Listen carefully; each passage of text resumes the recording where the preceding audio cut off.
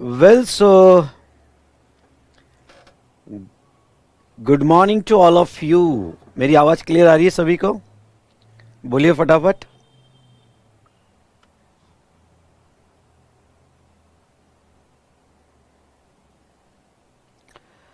Good morning निकुंज, मोहित, issue, good morning बेटा, good morning.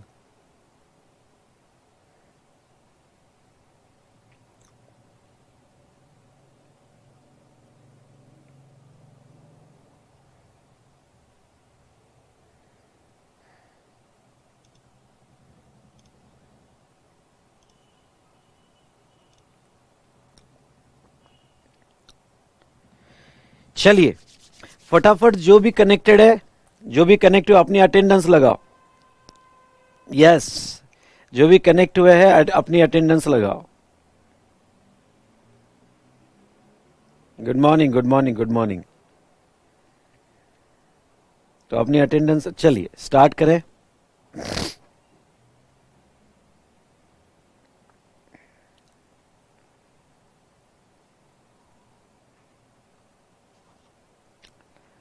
Yes, very good, very good. ये हुई ना बात।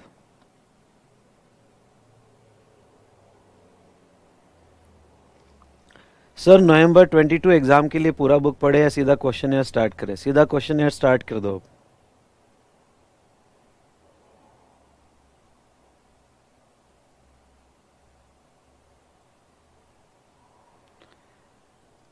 बेटा आपका बैड बॉयज, आपका ऑर्डर आईडी दे दो बेटा।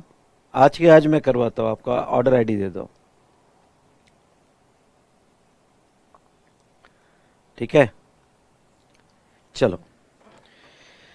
सो दोस्तों, क्वेश्चन बैंक पीडीएफ फॉर्मेट में नहीं है, वो डिजिटल फॉर्मेट में ही है। अगर आपको क्वेश्चन बैंक चाहिए तो आपको बाय करना पड़ेगा हमारे वेबसाइट में, जिसमें आने को आपको 5-6 दिन लगेगा।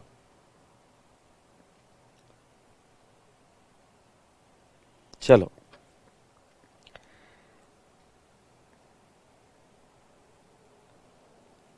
चलिए तो दोस्तों, आज का हमारा डिस्कशन स्टार्ट करते हैं। Are you ready?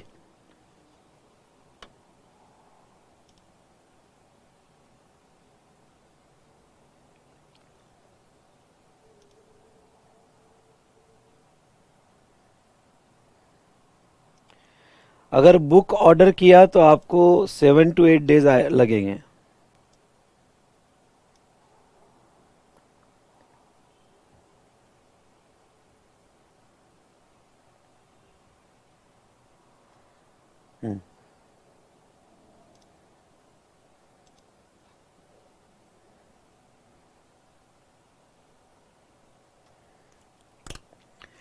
चलिए, so good morning, good afternoon, good evening to all of you.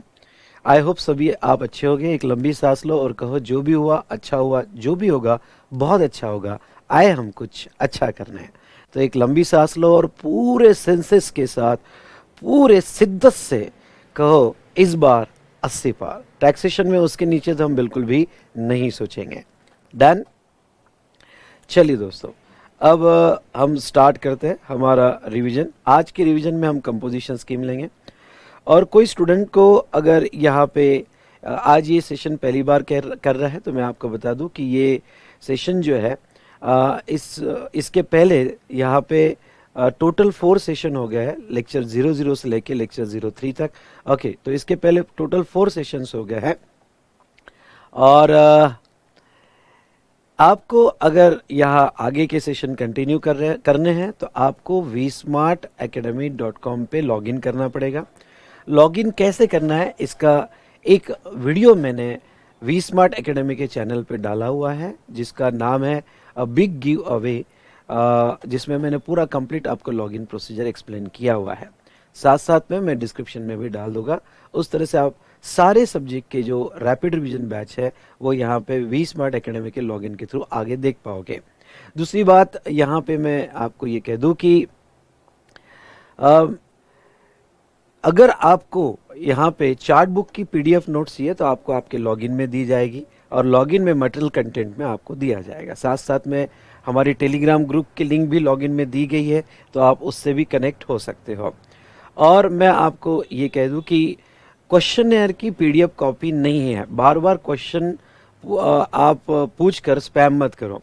क्वेश्चनएयर की डिजिटल कॉपी है। अगर आपको क्वेश्चनएयर या PDF of chart book by करनी है, जो फिजिकल कॉपी बाय करनी है, तो आपको अभी बहुत कम प्राइस में हमने वी स्मार्ट एकेडमी के वेबसाइट के लॉगिन पे आपको अवेलेबल करवा के दिया है। तो आप जीएसटी का क्वेश्चनएयर वहां से बाय कर सकते हो। आई होप आपको सारी इंफॉर्मेशन मिल गई होगी। और जो भी स्टूडेंट को कोई इशू होगा, जो मैंने कुछ क्वेश्चंस देख रहा हूँ, कुछ स्टूडेंट को टेक्निकल इशू है, तो अपने ऑर्डर आईडी और आपको कल कब कॉल बैक करना है उसका टाइमिंग डाल दीजिए। मेरी टीम ट्रैक कर लेगी और आपको आज कॉल बैक कर देगी। ठीक है, तो जिसको भी कोई प्रॉब्लम यहाँ पे, और एक बात ये कह दूं कि ये रिवीजन बैच की कोई सीरियल की वगैरह नहीं है। आपको सारा लेक्चर्स जो है लाइव सेशन में, और वही आपको प्लेलिस्ट में रिकॉर्डेड सेशन में आपके लॉगिन में आपको मिल जाएगा। चलिए, अब इससे ज़्यादा मैं आपके डाउट्स एंटरटेन नहीं करूँगा। बिना टाइम आगे लगाए हम स्टार्ट करते हैं आज का रिवीजन। नहीं, आज फेस टू फेस नहीं है।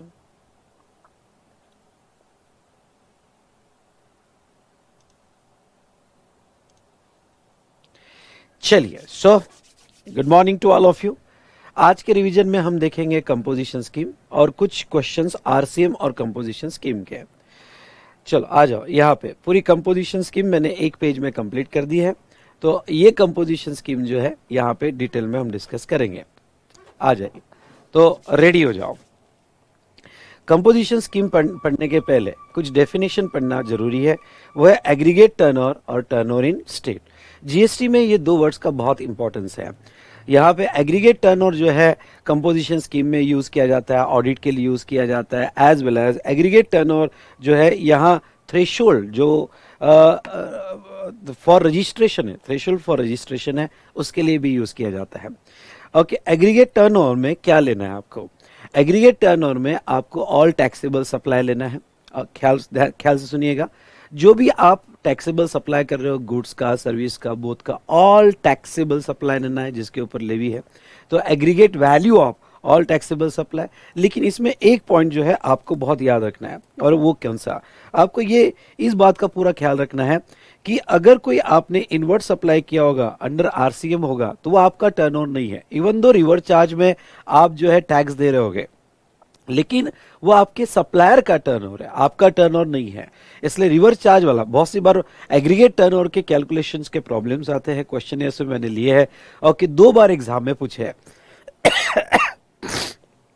ओके, 2 बार उन्होंने एग्जाम में पूछे हैं। तो आपको इस बात का ख्याल रखना है कि अगर कोई रिवर्स चार्ज वाली वैल्यू दी होगी तो आपको वो आपके एग्रीगेट टर्नओवर में नहीं लेना है। उसके बाद में वो कहते हैं एग्रीगेट टर्नओवर में एग्जाम सप्लाई भी इंक्लूड होगा। एग्जाम सप्लाई की डेफिनेशन ऑलरेडी मैंने आपको पढ़ाई। एग्जाम सप्लाई में 3 सप्लाई आते हैं। भाई कौन से 3 सप्लाई आते हैं? नील रेट सप्लाई, वोनली एग्जाम्ड और non taxable supply. Yes, exempt supply में ये 3 सप्लाई आते हैं। मतलब हम कंक्लूड क्या कर सकते हैं कि एग्जाम सप्लाई में आपको लिखना है तो लिख सकते हो कि वोनली एग्जाम या फिर नील रेट या एंड नॉन टैक्सेबल सप्लाई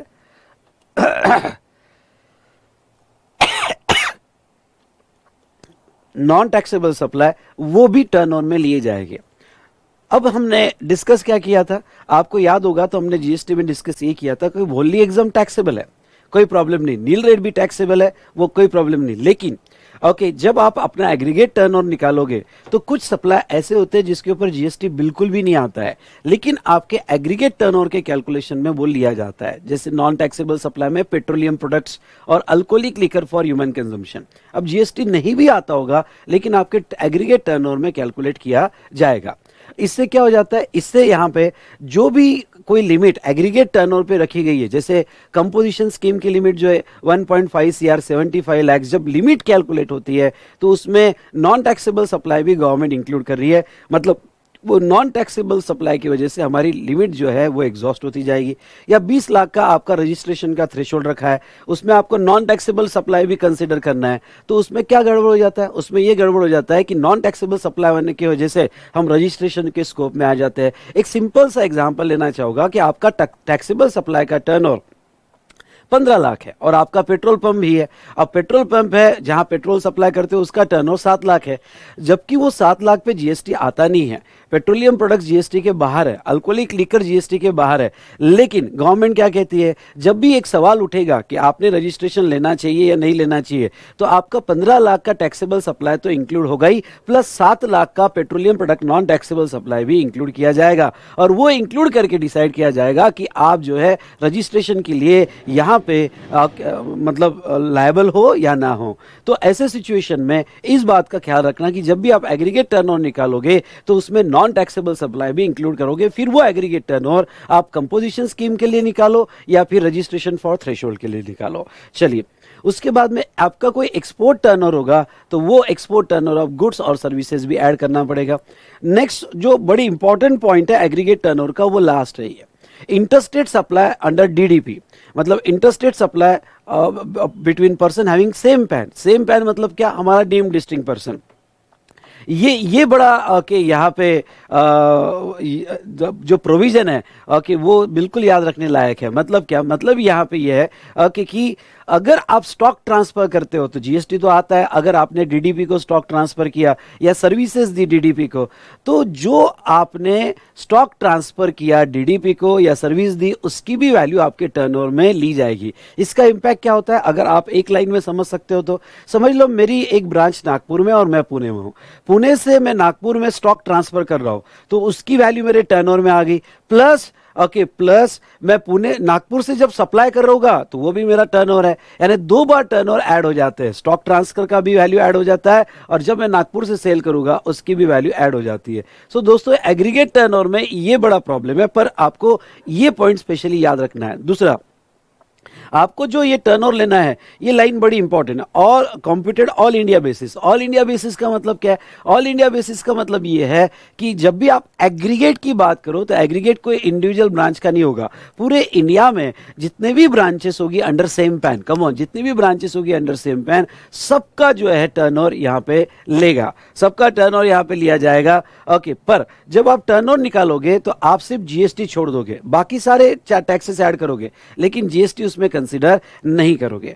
ये जो थी definition of aggregate turnover. Okay, तो ये डेफिनेशन अच्छे से पढ़ के जाना। इसके ऊपर 2 बार क्वेश्चंस जो है ओके यहाँ पे पूछे गए हैं, और यहाँ how to calculate aggregate turnover, उसके मार्क्स आप बिल्कुल ओके मत छोड़ना। उसके बाद में टर्नओवर इन स्टेट, बेटा टर्नओवर इन स्टेट और एग्रीगेट टर्नओवर डेफिनेशन लगभग सेम है। जैसे मैं पहले पढ़ लेता हूं और इस दोनों का एक 3 लाइन डिफरेंस आपको बताने की कोशिश करता हूं। टर्नओवर इन स्टेट में अगर आप देखोगे तो ऑल टैक्सेबल सप्लाई आएगा एक्सक्लूडिंग रिवर्स चार्ज, यानी सारे टैक्सेबल सप्लाई आएंगे रिवर्स चार्ज को छोड़ के। एग्जाम सप्लाई आएगा, एक्सपोर्ट सप्लाई आएगा और इंटरस्टेट सप्लाई भी आएगा। ओके, लेकिन दोनों में क्या डिफरेंस है, जब आप एग्रीगेट टर्नओवर ले रहे हो तो पूरे इंडिया का आप टर्नओवर लोगे, वहां एक लाइन आपकी आनी चाहिए, to be computed on all India basis. Student से होने वाली मिस्टेक, जब यहाँ पे टेस्ट सीरीज जो ली जाती है तो टेस्ट सीरीज में कभी मैंने एग्रीगेट टर्नओवर पे कोई प्रैक्टिकल क्वेश्चन पूछ लिया या फिर मैंने यहाँ डेफिनेशन पूछ ली, तो स्टूडेंट क्या करते हैं, स्टूडेंट यहाँ पे क्या है कि ये 5 पॉइंट लिख लेते हैं, ये पॉइंट लिखना भूल जाते हैं। कौन सा, to be computed on all India basis. अरे भाई वही तो जान है एग्रीगेट टर्नओवर की। ओके, वो लाइन अगर भूल गए तो फिर क्या, और स्टूडेंट क्या भूल जाते हैं, बट एक्सक्लूड ब्लड, ये लिखो कि उसमें जीएसटी इंक्लूड नहीं किया जाएगा, जीएसटी छोड़ के आपकी वैल्यू ली जाएगी। नाउ, और टर्नओवर इन स्टेट में क्या है, टर्नओवर इन स्टेट में ओके यहाँ पे ऑल इंडिया नहीं, ओके यहाँ पे उस स्टेट से उस स्टेट से ऑल, जो जैसे लेट्स से एग्जांपल महाराष्ट्र से क्या टैक्सेबल सप्लाई किया, प्लस क्या एग्जाम सप्लाई किया, क्या एक्सपोर्ट सप्लाई किया, महाराष्ट्र से जितना एक्सपोर्ट होगा या महाराष्ट्र से जितना इंटरस्टेट होगा वो उसके एग्रीगेट टर्नओवर में लिया जाएगा। डेफिनेशन लगभग सेम है, सिर्फ यहाँ पे ऑल इंडिया पैन बेसिस पे, तो यहाँ पे वो पॉइंट नहीं है। नेक्स्ट मैं आपको ये बता दूं, एक्सक्लूड, इसमें भी जीएसटी से एक्सक्लूड होगा। तीसरा एग्जाम सप्लाई। एग्जाम सप्लाई मैंने कहा नील रेट, वोनली एग्जाम और नॉन टैक्सेबल सप्लाई, ये एग्जाम सप्लाई के डेफिनेशन में आते हैं। ये तो जो डेफिनेशन है सेक्शन 2 की डेफिनेशन है, सेक्शन 26 और सेक्शन 2 ओके 112, ये डेफिनेशन जो है पूरे एक्ट को लागू है। लेकिन हम जब जीएसटी लॉ पढ़ेंगे, ध्यान से सुनना, हम जब जीएसटी लॉ में कंपोजिशन स्कीम पढ़ेंगे तो कंपोजिशन स्कीम में आगे एक सेक्शन 10 के 2 एक्सप्लेनेशन आते हैं। अगर आपके पास रेगुलर बुक होगी तो रेगुलर बुक में एक्सप्लेनेशन टू सेक्शन 10 आखिरी में लिया है मैंने, और 2 एक्सप्लेनेशन आते हैं। वो ये कहते हैं, वो क्या कहते हैं, ये पॉइंट बहुत इंपॉर्टेंट है, ये पॉइंट बहुत इंपॉर्टेंट है। वो क्या कहते हैं कि जब भी आप एग्रीगेट टर्नओवर निकालोगे, जब भी आप एग्रीगेट टर्नओवर निकालोगे या टर्नओवर इन स्टेट निकालोगे for composition levy specially, for composition levy specially, तो कुछ बातें आपको इंक्लूड करनी पड़ेगी और कुछ बातें आपको एक्सक्लूड करनी पड़ेगी। मतलब क्या, मतलब ये जो एग्रीगेट टर्नओवर है ये तो आएगा ही, ये तो आएगा, plus specially for composition levy के लिए आपको कुछ इंक्लूड करना पड़ेगा और कुछ एक्सक्लूड करना पड़ेगा। तो भाई ओके, ये जो नीचे वाला पॉइंट है आपने जरूर ध्यान देना, स्पेशली फॉर कंपोजिशन के भी। सर आप ये 3 बार क्यों कर रहे हो स्पेशली फॉर कंपोजिशन लेवी? मतलब क्या, जब आप एग्रीगेट टर्नओवर निकालोगे थ्रेशोल्ड फॉर रजिस्ट्रेशन यानी 10 लाख, 20 लाख, 40 लाख, ओके, उसके लिए ये पॉइंट नहीं कंसीडर करना है, उसके लिए इतनी ही डेफिनेशन कंसीडर करनी है। लेकिन कंपोजिशन लेवी के लिए ये डेफिनेशन के साथ ओके ये भी कंसीडर करना है कि क्या इंक्लूड करना है और क्या एक्सक्लूड करना है। भाई वो क्या इंक्लूड करना है, क्या एक्सक्लूड करना है, देख लेते हैं। अब वो क्या कहते हैं, वो ये कहते हैं कि जब एग्रीगेट टर्नओवर निकालोगे तो shall includes value of supplies made by such person from first day of April of financial year up to the date when it become liable for registration under this act.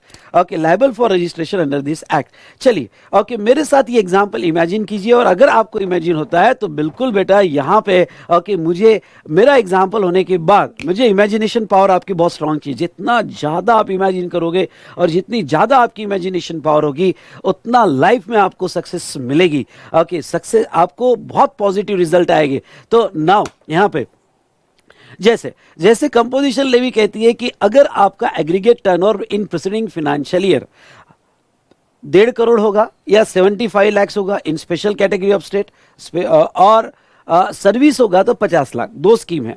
Okay, 1.5 crore 75 lakh ये manufacturer, trader और restaurant catering के लिए है, और 50 लाख जो है वो predominantly service provider के लिए है।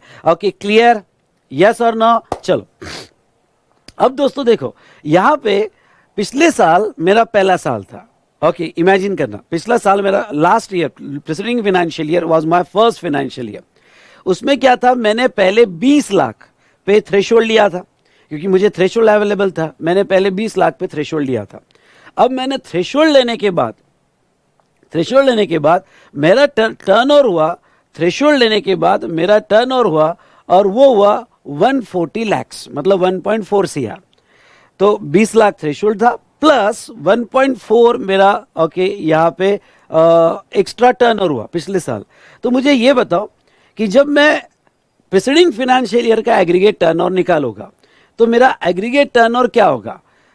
थ्रेशोल्ड को छोड़ के, यानी जब मैं लायबल हुआ वहां से okay from the first day April till I am liable for registration, यानी जब मैं थ्रेशोल्ड में था वो छोड़ के जो एक्स्ट्रा हुआ 1.4 वही लूंगा, या फिर 1 अप्रैल से लेके till I liable for registration यानी थ्रेशोल्ड वाला भी मैं कंसीडर करूंगा, यानी मेरा 1.4 होगा या 1.6 होगा एग्रीगेट टर्नओवर? बताओ प्लीज, बताओ बेटा।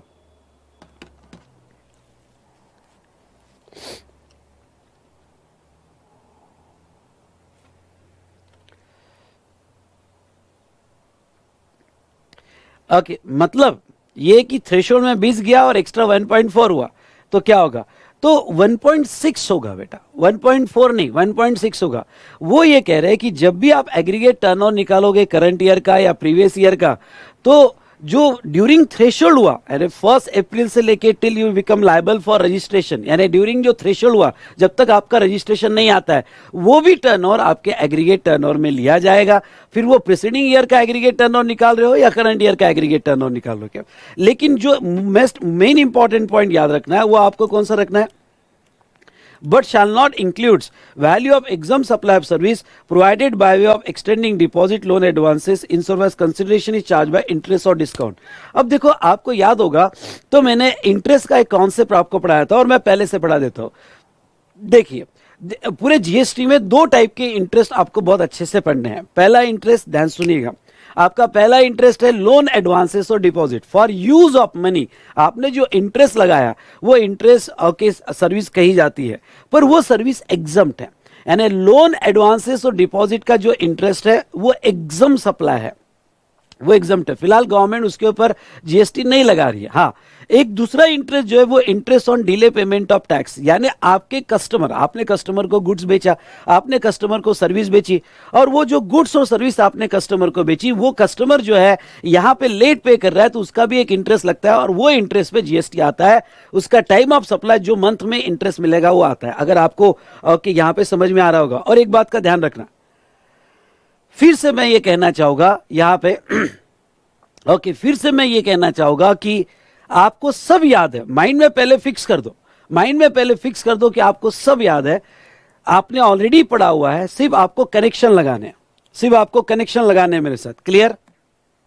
ओके, जो भी आपने पढ़ा हुआ है फिर से आपके मेमोरी के न्यूरोज जो है ओके यहाँ पे कनेक्ट करने हैं। तो यहां मैं बस इतना ही कहना चाहूंगा कि वो क्या कह रहे हैं, वो वाला इंटरेस्ट जो लोन एडवांसेस और डिपॉजिट का है वो आपके एग्रीगेट टर्नओवर में स्पेशली फॉर कंपोजिशन लेवी मत लेना sorry, specially for composition levy मत लेना। मतलब क्या? मतलब ये है कि जब भी आप एग्रीगेट टर्नओवर निकाल रहे हो, अब एग्रीगेट टर्नओवर कंपोजिशन लेवी में आपको प्रीसीडिंग ईयर में भी निकालना पड़ता है, करंट ईयर में भी निकालना पड़ता है। हम कंपोजिशन लेवी में आगे देखेंगे, तो प्रीसीडिंग ईयर और करंट ईयर में निकालना पड़ता है। फिर वो 1.5 करोड़ हो, 75 लाख हो या 50 लाख हो। तो अब क्या हुआ कि पिछले साल मेरा टोटल टर्नओवर था, एग्जाम्पल देखो, पिछले साल मेरा टोटल टर्नओवर था 152 लैक्स, आई रिपीट 152 लैक्स। उसमें से मेरा इंटरेस्ट जो था, मुझे इंटरेस्ट मिला लोन पे, मैंने किसी को लोन दिया, से डिपॉजिट्स रखे, एफडी रखी, उसका इंटरेस्ट मिला। वो इंटरेस्ट 152 में से 5 लाख का इंटरेस्ट था, 152 में से 5 लाख का इंटरेस्ट था। तो बोलिए दोस्तों, ओके 152 माइनस 5 लाख होगा या ओनली 152? क्योंकि अगर मैं 152 ले लूं तो मुझे कंपोजिशन स्कीम नहीं मिलेगी। लेकिन शैल नॉट इंक्लूड्स, मेरे एग्रीगेट टर्नओवर में मैं इंटरेस्ट एलिमेंट एक्सक्लूड कर दूं तो मुझे कंपोजिशन लेवी मिल जाएगी। तो बोलो क्या होगा? ओके 152 लूंगा या 147 लूंगा? 152 लूंगा या 147 लूंगा? Correct, very good. ओके 147 लूंगा।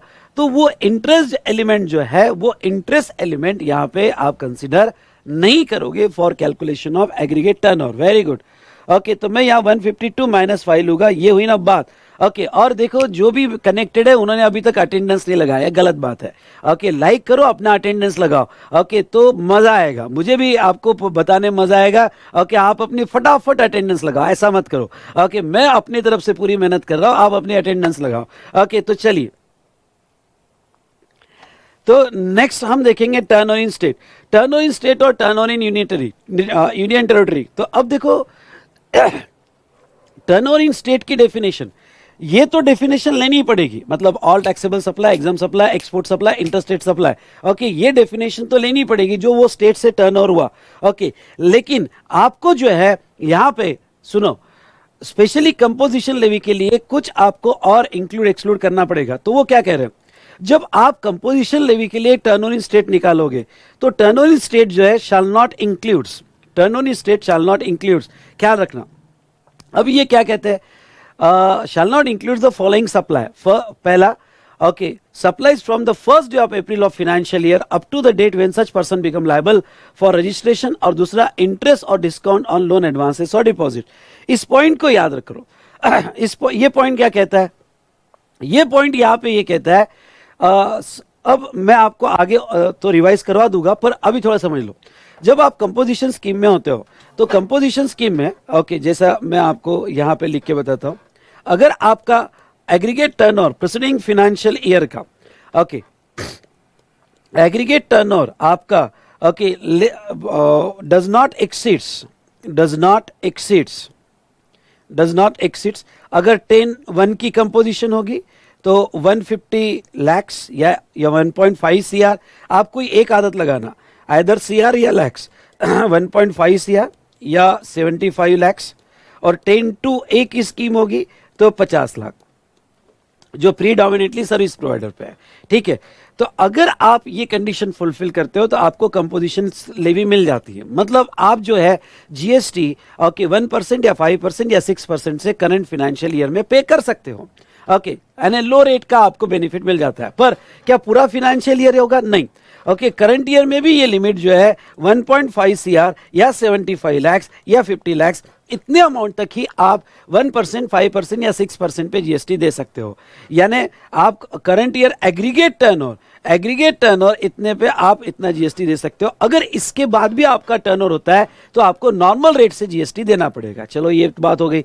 अब आप जब जीएसटी देते हो तो जीएसटी टर्नओवर इन स्टेट पे देते हो, टर्नओवर इन स्टेट पे देते हो। मतलब जैसा आपकी एक ब्रांच महाराष्ट्र में, एक ब्रांच राजस्थान में, एक ब्रांच यहाँ पे ओके एमपी में है, तो जो महाराष्ट्र से टर्नओवर हुआ उसका जीएसटी कंपोजिशन लेवी में महाराष्ट्र से दोगे, जो राजस्थान से हुआ वो राजस्थान में दोगे। यानी टैक्स पे करते वक्त, यानी जो आप 1% का टैक्स पे करोगे या 5% का टैक्स पे करोगे या 6% का टैक्स पे करोगे तो वो स्टेट वाइज पे करोगे, आप वो टोटल पे नहीं दोगे। तो जो टर्नओवर इन स्टेट पर आप टैक्स देते हो, ये टर्नओवर इन स्टेट निकालते वक्त ओके आपको दो चीजें नहीं लेनी है। यानी ये जब 1% ऑफ टैक्स आप पे करते हो तो आपको दो चीजें नहीं लेनी है।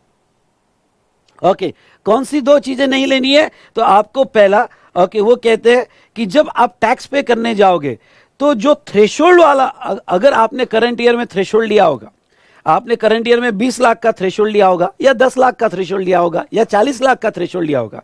थ्रेशोल्ड की 3 लिमिट है, ओके, तो 40 लाख का थ्रेशोल्ड लिया होगा, हम रजिस्ट्रेशन चैप्टर में पढ़ेंगे।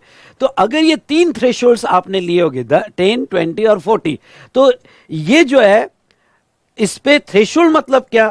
थ्रेशोल्ड मतलब नो जीएसटी, आपने जीएसटी नहीं दिया। तो जब आप 1% पे करोगे तो ये जो लिमिट थी 10 लाख, 20 लाख, 40 लाख, ये एक्सक्लूड करके जो आगे का होगा उस पे आपको 1% देना पड़ेगा। लेट्स से के एग्जांपल आपका थ्रेशोल्ड 10 लाख है, सॉरी आपका थ्रेशोल्ड 20 लाख है, तो आगे आपने कितना टर्नओवर किया? तो आपने आगे जो टर्नओवर किया है वो 1.3 सीआर है, तो आपको 1% 1.3 सीआर का देना पड़ेगा। आप स्पेशल कैटेगरी भी ऑफ स्टेट में है और आपने समझ लो थ्रेशोल्ड 20 लाख दिया, तो 55 लाख पे ही आपको जो है आगे जी 1% देना पड़ेगा। और अगर आप सर्विस में हो, यानी आप 6% की स्कीम ले रहे हो, तो उसमें आपने थ्रेशोल्ड 20 लाख लिया है, तो आपको बचे हुए 30 लाख पे ही 6% का टैक्स देना पड़ेगा। इन शॉर्ट ओके वो क्या कहते हैं? वो ये कहते हैं कि जब बात एग्रीगेट की होगी तो थ्रेशोल्ड वाला ऐड करो, क्योंकि वो भी आपका टर्नओवर है। पर जब आप टैक्स पे करने के लिए टर्नओवर इन स्टेट निकाल रहे हो, आई रिपीट, टैक्स पे करने के लिए टर्नओवर इन स्टेट निकाल रहे हो, तो फिर थ्रेशोल्ड पे टैक्स मत दो, वो तो आपका थ्रेशोल्ड था, ओके, थ्रेशोल्ड पे टैक्स मत दो, उसके आगे का जो लिमिट है उस पे टैक्स दो। बड़ा टेक्निकल डिस्कशन था, लेकिन समझ में आया क्या आपको? ये बताइए प्लीज बताइए, समझ में आया कि नहीं आया? आया होगा तो यस कीजिएगा, ओके। और अभी तक सबकी अटेंडेंस नहीं लगी है, क्यों नहीं लगी है सबकी अटेंडेंस? ओके, फटाफट अटेंडेंस मारो। सोए हो क्या सभी? Yes, okay. तो एग्रीगेट टर्नओवर के लिए थ्रेशोल्ड वाला ऐड होगा, लेकिन टर्नओवर इन स्टेट निकालने के लिए वो ऐड नहीं होगा। ये हुई ना अच्छी बात। और दूसरा जब आप टर्नओवर इन स्टेट निकालोगे तो उसमें भी इंटरेस्ट डिस्काउंट वगैरह एक्सक्लूड करोगे। आई रिपीट, जब आप टर्नओवर इन स्टेट निकालोगे तो उसमें भी interest discount, okay, interest on loan या discounting, okay, cheque discounting, bill of exchange discounting, वो आप एक्सक्लूड करोगे। ये हुई ना बात। चलिए, तो यहां पे हमने ओके एग्रीगेट टर्नओवर और टर्नओवर इन स्टेट और एग्जाम सप्लाई और स्पेशली कंपोजिशन लेवी के लिए ये 2 फैक्टर का आपको ध्यान रखना है। ओके, 2 फैक्टर का ध्यान रखना है। चलिए, अब मैं आता हूं कंपोजिशन स्कीम में। अभी तक तो हम डेफिनेशन देख रहे थे, ओके।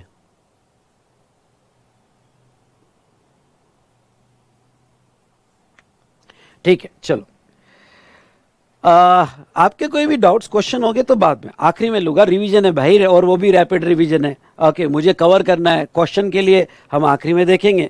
चलो, अब आ जाते हैं थ्रेशोल्ड, कंपोजिशन और नॉर्मल स्कीम। देखो, थ्रेशोल्ड क्या होता है? थ्रेशोल्ड फॉर रजिस्ट्रेशन मतलब आपको कुछ लिमिट तक जीएसटी देने की जरूरत नहीं है।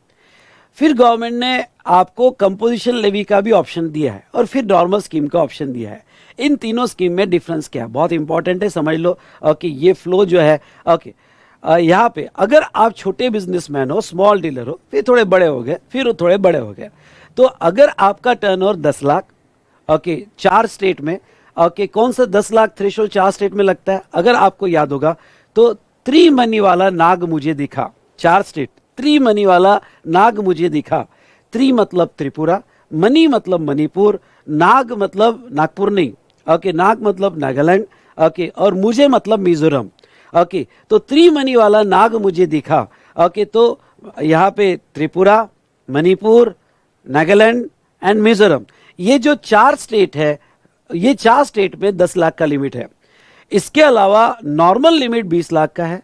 और अगर आप एक्सक्लूसिवली सप्लाई ऑफ गुड्स में हो, आई रिपीट, आप एक्सक्लूसिवली सप्लाई ऑफ गुड्स में हो, तो कुछ स्टेट छोड़ के 40 लाख का लिमिट है। वो हम बाद में देखेंगे, वो हम बाद में देखेंगे।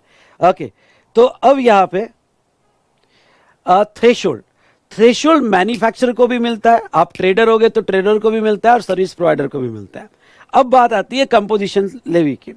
अगर आपका एग्रीगेट टर्नओवर, ओके, अगर 10(1) की कंपोजिशन स्कीम ले रही है तो मैन्युफैक्चरर, ट्रेडर और सर्विस प्रोवाइडर के लिए 1.5 CR है।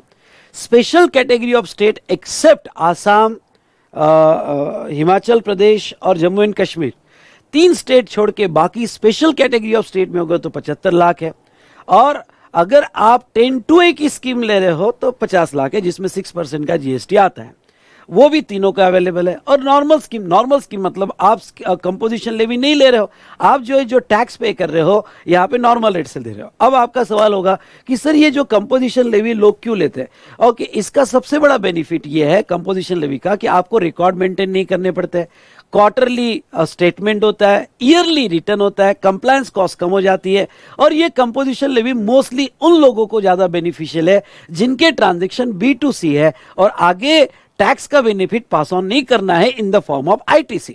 हाँ, लेकिन अगर आपके ट्रांजैक्शन B2B है तो ये कंपोजिशन लेवी कतई आपको बेनिफिशियल नहीं होती है। क्यों? क्योंकि आपको टैक्स इनवॉइस देखे सामने वाला जो है आपका वो क्रेडिट लेना चाहता है, सामने वाला क्रेडिट लेना चाहता है। तो ऐसे सिचुएशन में ओके, जो स्मॉल रिटेलर है B2C ट्रांजैक्शन करते हैं उनको गवर्नमेंट ने कंप्लायंस कॉस्ट से बचाने के लिए, रिकॉर्ड कॉस्ट बचाने के लिए एक सिंपल स्मॉल परसेंटेज का टैक्स लगाया है। ओके, बाकी नॉर्मल स्कीम जिसमें आप ITC लो और ओके सामने टैक्स इनवॉइस दो। कंपोजिशन स्कीम के नुकसान क्या है? ओके, नुकसान यह है कि आप जो है ITC नहीं ले सकते, ओके, फॉर पेमेंट ऑफ 1%, 5%, 6%। आप ये बर्डन कस्टमर को पास ऑन भी नहीं कर सकते। ये केस में आप टैक्स इनवॉइस नहीं बना सकते, आपको बिल ऑफ सप्लाई बनाना पड़ता है। तो वो उसके नुकसान है। ओके, डिपेंड्स कि आपका नेचर ऑफ बिजनेस क्या कहता है। ओके, तो टैक्स बेनिफिट, ओके, थ्रेशोल्ड में टैक्स देना नहीं है। कंपोजिशन स्कीम में आपको कंपोजिट रेट से टैक्स देना है और नॉर्मल स्कीम में आपको जो भी 5%, 12%, 18% या 28% वही रेट से आपको टैक्स देना है। उसके बाद में रजिस्ट्रेशन की बात करेंगे। ओके, तो यहां पे रजिस्ट्रेशन जो है तो यस बेटा ध्यान से सुनो, जो रजिस्ट्रेशन है, रजिस्ट्रेशन थ्रेशोल्ड में होगा तो नॉट रिक्वायर्ड, कंपोजिशन स्कीम में होगा तो रजिस्ट्रेशन लेना पड़ता है। ध्यान सुनना, क्यों? क्योंकि कंपोजिशन स्कीम में आप टैक्स देते हो, टैक्स देते हो तो रजिस्ट्रेशन आपका होना जरूरी है। इसलिए आपको कंपोजिशन स्कीम लेना भी होगा तो भी आपको रजिस्ट्रेशन लेना है, नॉर्मल स्कीम में तो लेना ही पड़ेगा। GST invoice, GST invoice threshold में नहीं देना पड़ता है। कंपोजिशन स्कीम में उसका नाम होता है बिल ऑफ सप्लाई। बोलो क्या नाम होता है? Bill of supply. और यहां पे क्या नाम होता है? Tax invoice. आई रिपीट, यहां पे क्या नाम होता है? Tax invoice.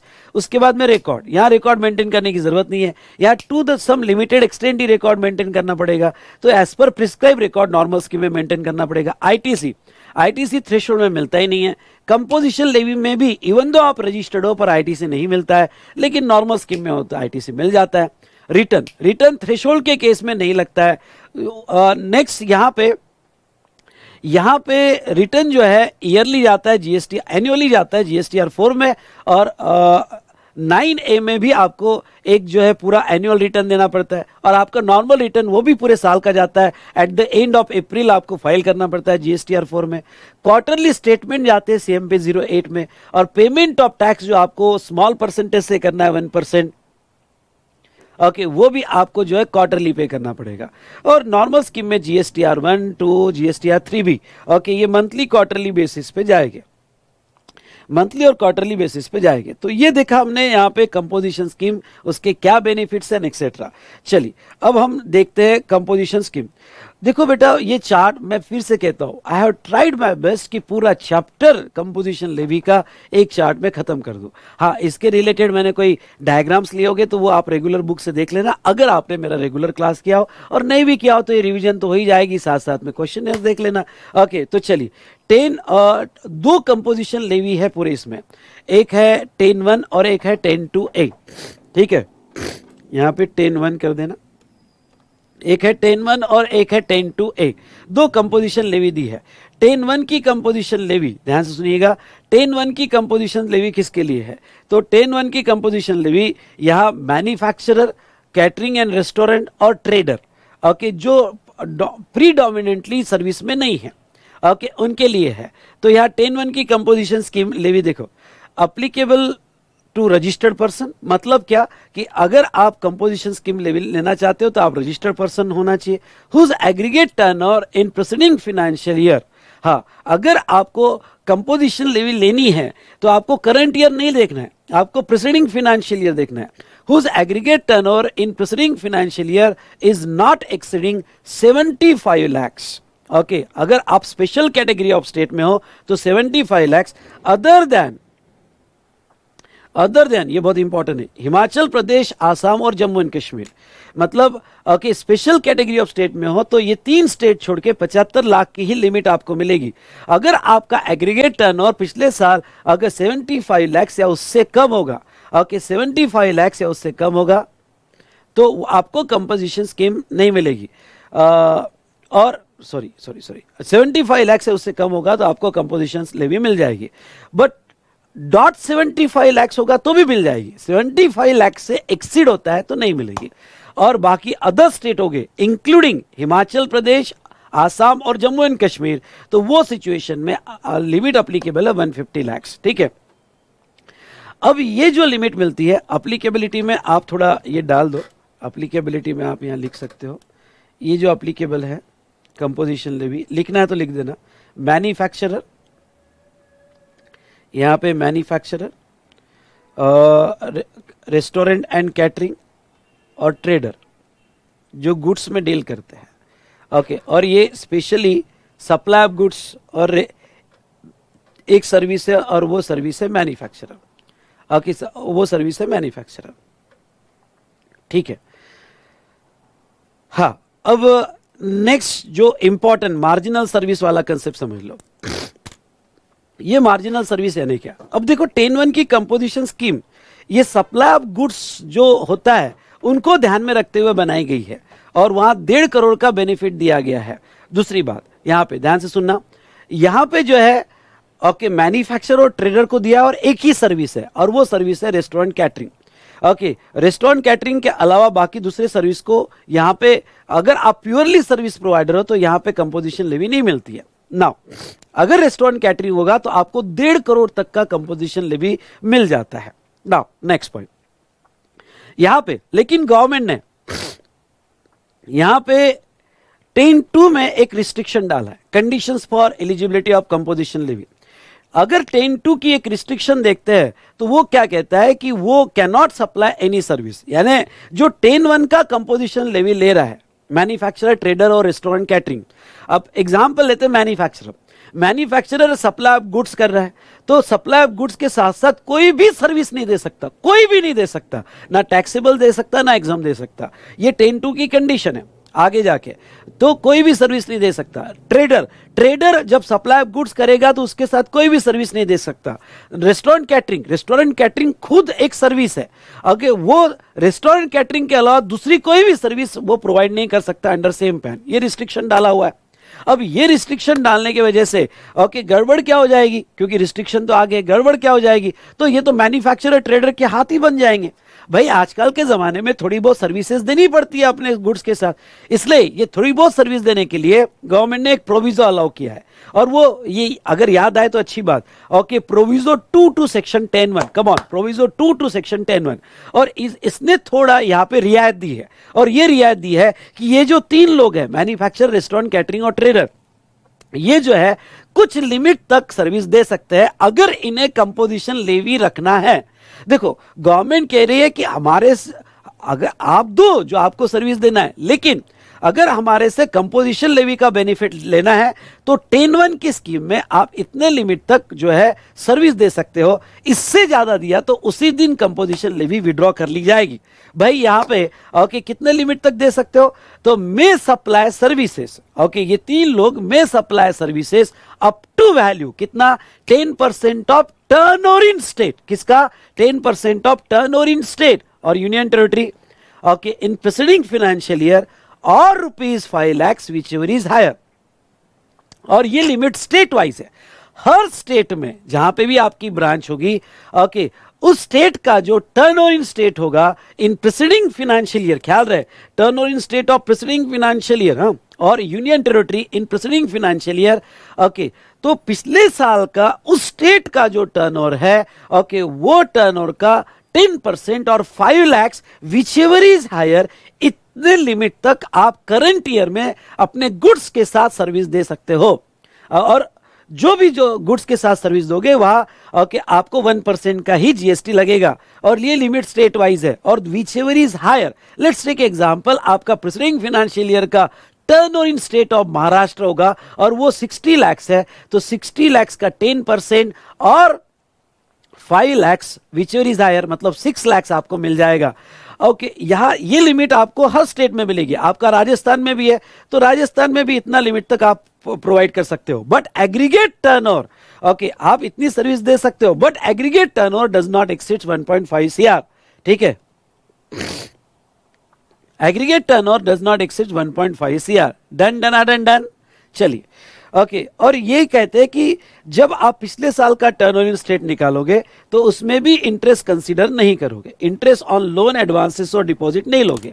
Let's take example, यानी इन सिंपल वर्ड एक लाइन में कहो कि आगे तो मैंने कहा है इंटरेस्ट का एलिमेंट आप कोई कैलकुलेशन में नहीं लोगे, ये मैंने यहां पे लिमिट में दिया है। ओके अब वो क्या कहते हैं यहां पे ध्यान से सुनिएगा, वो क्या कहते हैं यहां पे ध्यान से सुनिएगा। ओके सुनो, जैसे पिछले साल मेरा टर्नओवर इन स्टेट था 60 lakhs in the state of Maharashtra, 60 lakhs में से यहां पे 5 लाख इंटरेस्ट अमाउंट थी ऑन लोन एडवांसेस और डिपॉजिट। तो जब आप 10% का कैलकुलेशन कर रहे हो तो 60 - 5 यानी कितना बचा 55, 55 का 10% यानी कितना हुआ 5.5, तो 5.5 और 5 lakhs which ever is higher, मतलब मुझे करंट ईयर में कितना सर्विस अलाउ होगा, तो करंट ईयर में मैं यहां पे 5.5 तक का सर्विस दे सकता हूं। I hope you understood. Okay तो ये था regarding to marginal service limit, इसके ऊपर क्वेश्चन आने के पूरे चांसेस है एग्जाम के लिए। इससे रिलेटेड जो भी क्वेश्चंस हो गए वो ध्यान से देख के जाना, स्पेशली आरटीपी के क्वेश्चंस या फिर एग्जामिनेशन क्वेश्चंस, क्योंकि क्वेश्चन रिपीट हो सकता है मार्जिनल सर्विस पे। ओके अब ये फटाफट, कभी कभी ऐसे स्ट्रेट फॉरवर्ड क्वेश्चन आ जाते हैं और ऐसे अगर स्ट्रेट फॉरवर्ड क्वेश्चन आते हैं तो मार्क्स मत छोड़ना। What are the conditions for eligibility of composition levy under section 10(1) की स्कीम लेना है तो क्या कंडीशंस है।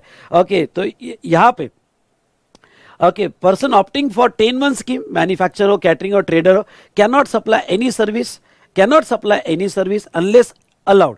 प्रोविजो 2 में जो अलाउ किया मार्जिनल सर्विस उतना अलाउ होगा, बाकी सर्विस नहीं देंगे। अगर बाकी सर्विस दिया तो उसी दिन कंपोजिशन लेवी विड्रॉ हो जाएगी।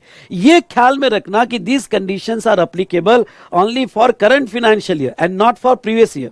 कंडीशंस जो दी है only for current financial year.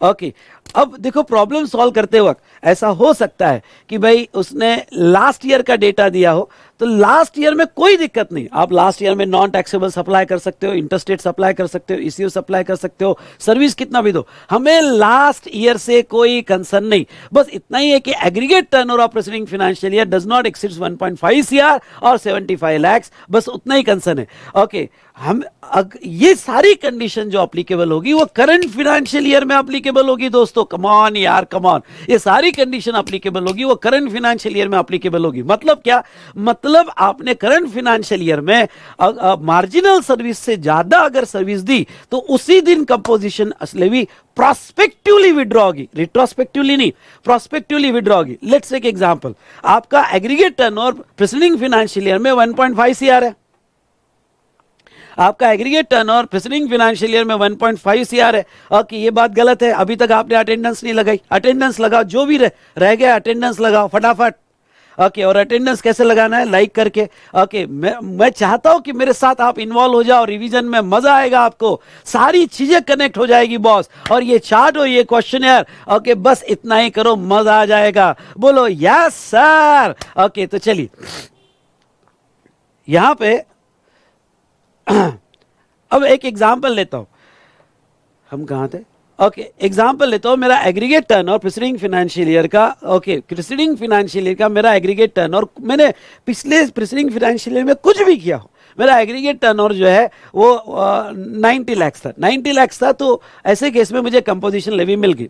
अब कंपोजिशन लेवी में ये करंट फाइनेंशियल में अप्रैल में मेरा टर्नओवर हुआ, ध्यान रखना, अप्रैल में टर्नओवर हुआ 20 लाख, मई में हुआ 30 लाख, 50 लाख का हुआ। करंट ईयर में मैं 1.5 करोड़ तक 1% से टैक्स दूंगा, पर अभी तो 50 ही हुआ। 20 + 30 50 हुआ। ओके, तो 50 का 1% दिया। अब ओके, क्या हुआ कि मैंने सर्विस दे दी और सर्विस मार्जिनल लिमिट से ज्यादा दे दी। अब जैसे ही मैंने मार्जिनल लिमिट से सर्विस ज्यादा दे दी, कंपोजिशन स्कीम विड्रॉ हो जाएगी। अरे सर 1.5 करोड़ नहीं, तुम्हारी मार्जिनल लिमिट खत्म हुई। अब तुमको जो भी मार्जिनल लिमिट मिली होगी, ओके, वो खत्म हो गई। खत्म होते ही कंपोजिशन लेवी विड्रॉ हो जाएगी। और अब इसके आगे रिट्रोस्पेक्टिवली नहीं, इसके आगे जो है आपको जो टैक्स देना है वो टैक्स आपको नॉर्मल रेट से देना पड़ेगा। ओके, तो ये जो था ये कंडीशन है। दूसरा, you are not engaged in supply of goods or supply of service which are non taxable under GST। मतलब क्या? मतलब देखो, आपको कंपोजिशन लेवी नहीं मिलेगी अगर आप नॉन टैक्सेबल सप्लाई कर रहे हो, या फिर आपने कंपोजिशन लेवी ली और जिस दिन से आपने नॉन टैक्सेबल सप्लाई कर दिया, नॉन टैक्सेबल मतलब पेट्रोलियम प्रोडक्ट है, alcoholic liquor for human consumption है, उसी दिन कंपोजिशन लेवी विड्रॉ हो जाएगी करंट फाइनेंशियल ईयर में। अगर सर मैंने पिछले साल नॉन टैक्सेबल सप्लाई किया, तो पिछले साल कुछ भी करने यार, पिछले साल से मुझे कोई लेना देना नहीं। ओके, पिछले साल नॉन टैक्सेबल सप्लाई किया होगा, प्रॉब्लम में ऐसा दिया होता है कि इन preceding financial year interstate supply किया, अलाउड, पिछले साल अलाउड है, बट एक ही कंडीशन है कि aggregate turnover does not exceeds 1.5 CR और 75 लाख। ये सारी कंडीशन करंट ईयर में है।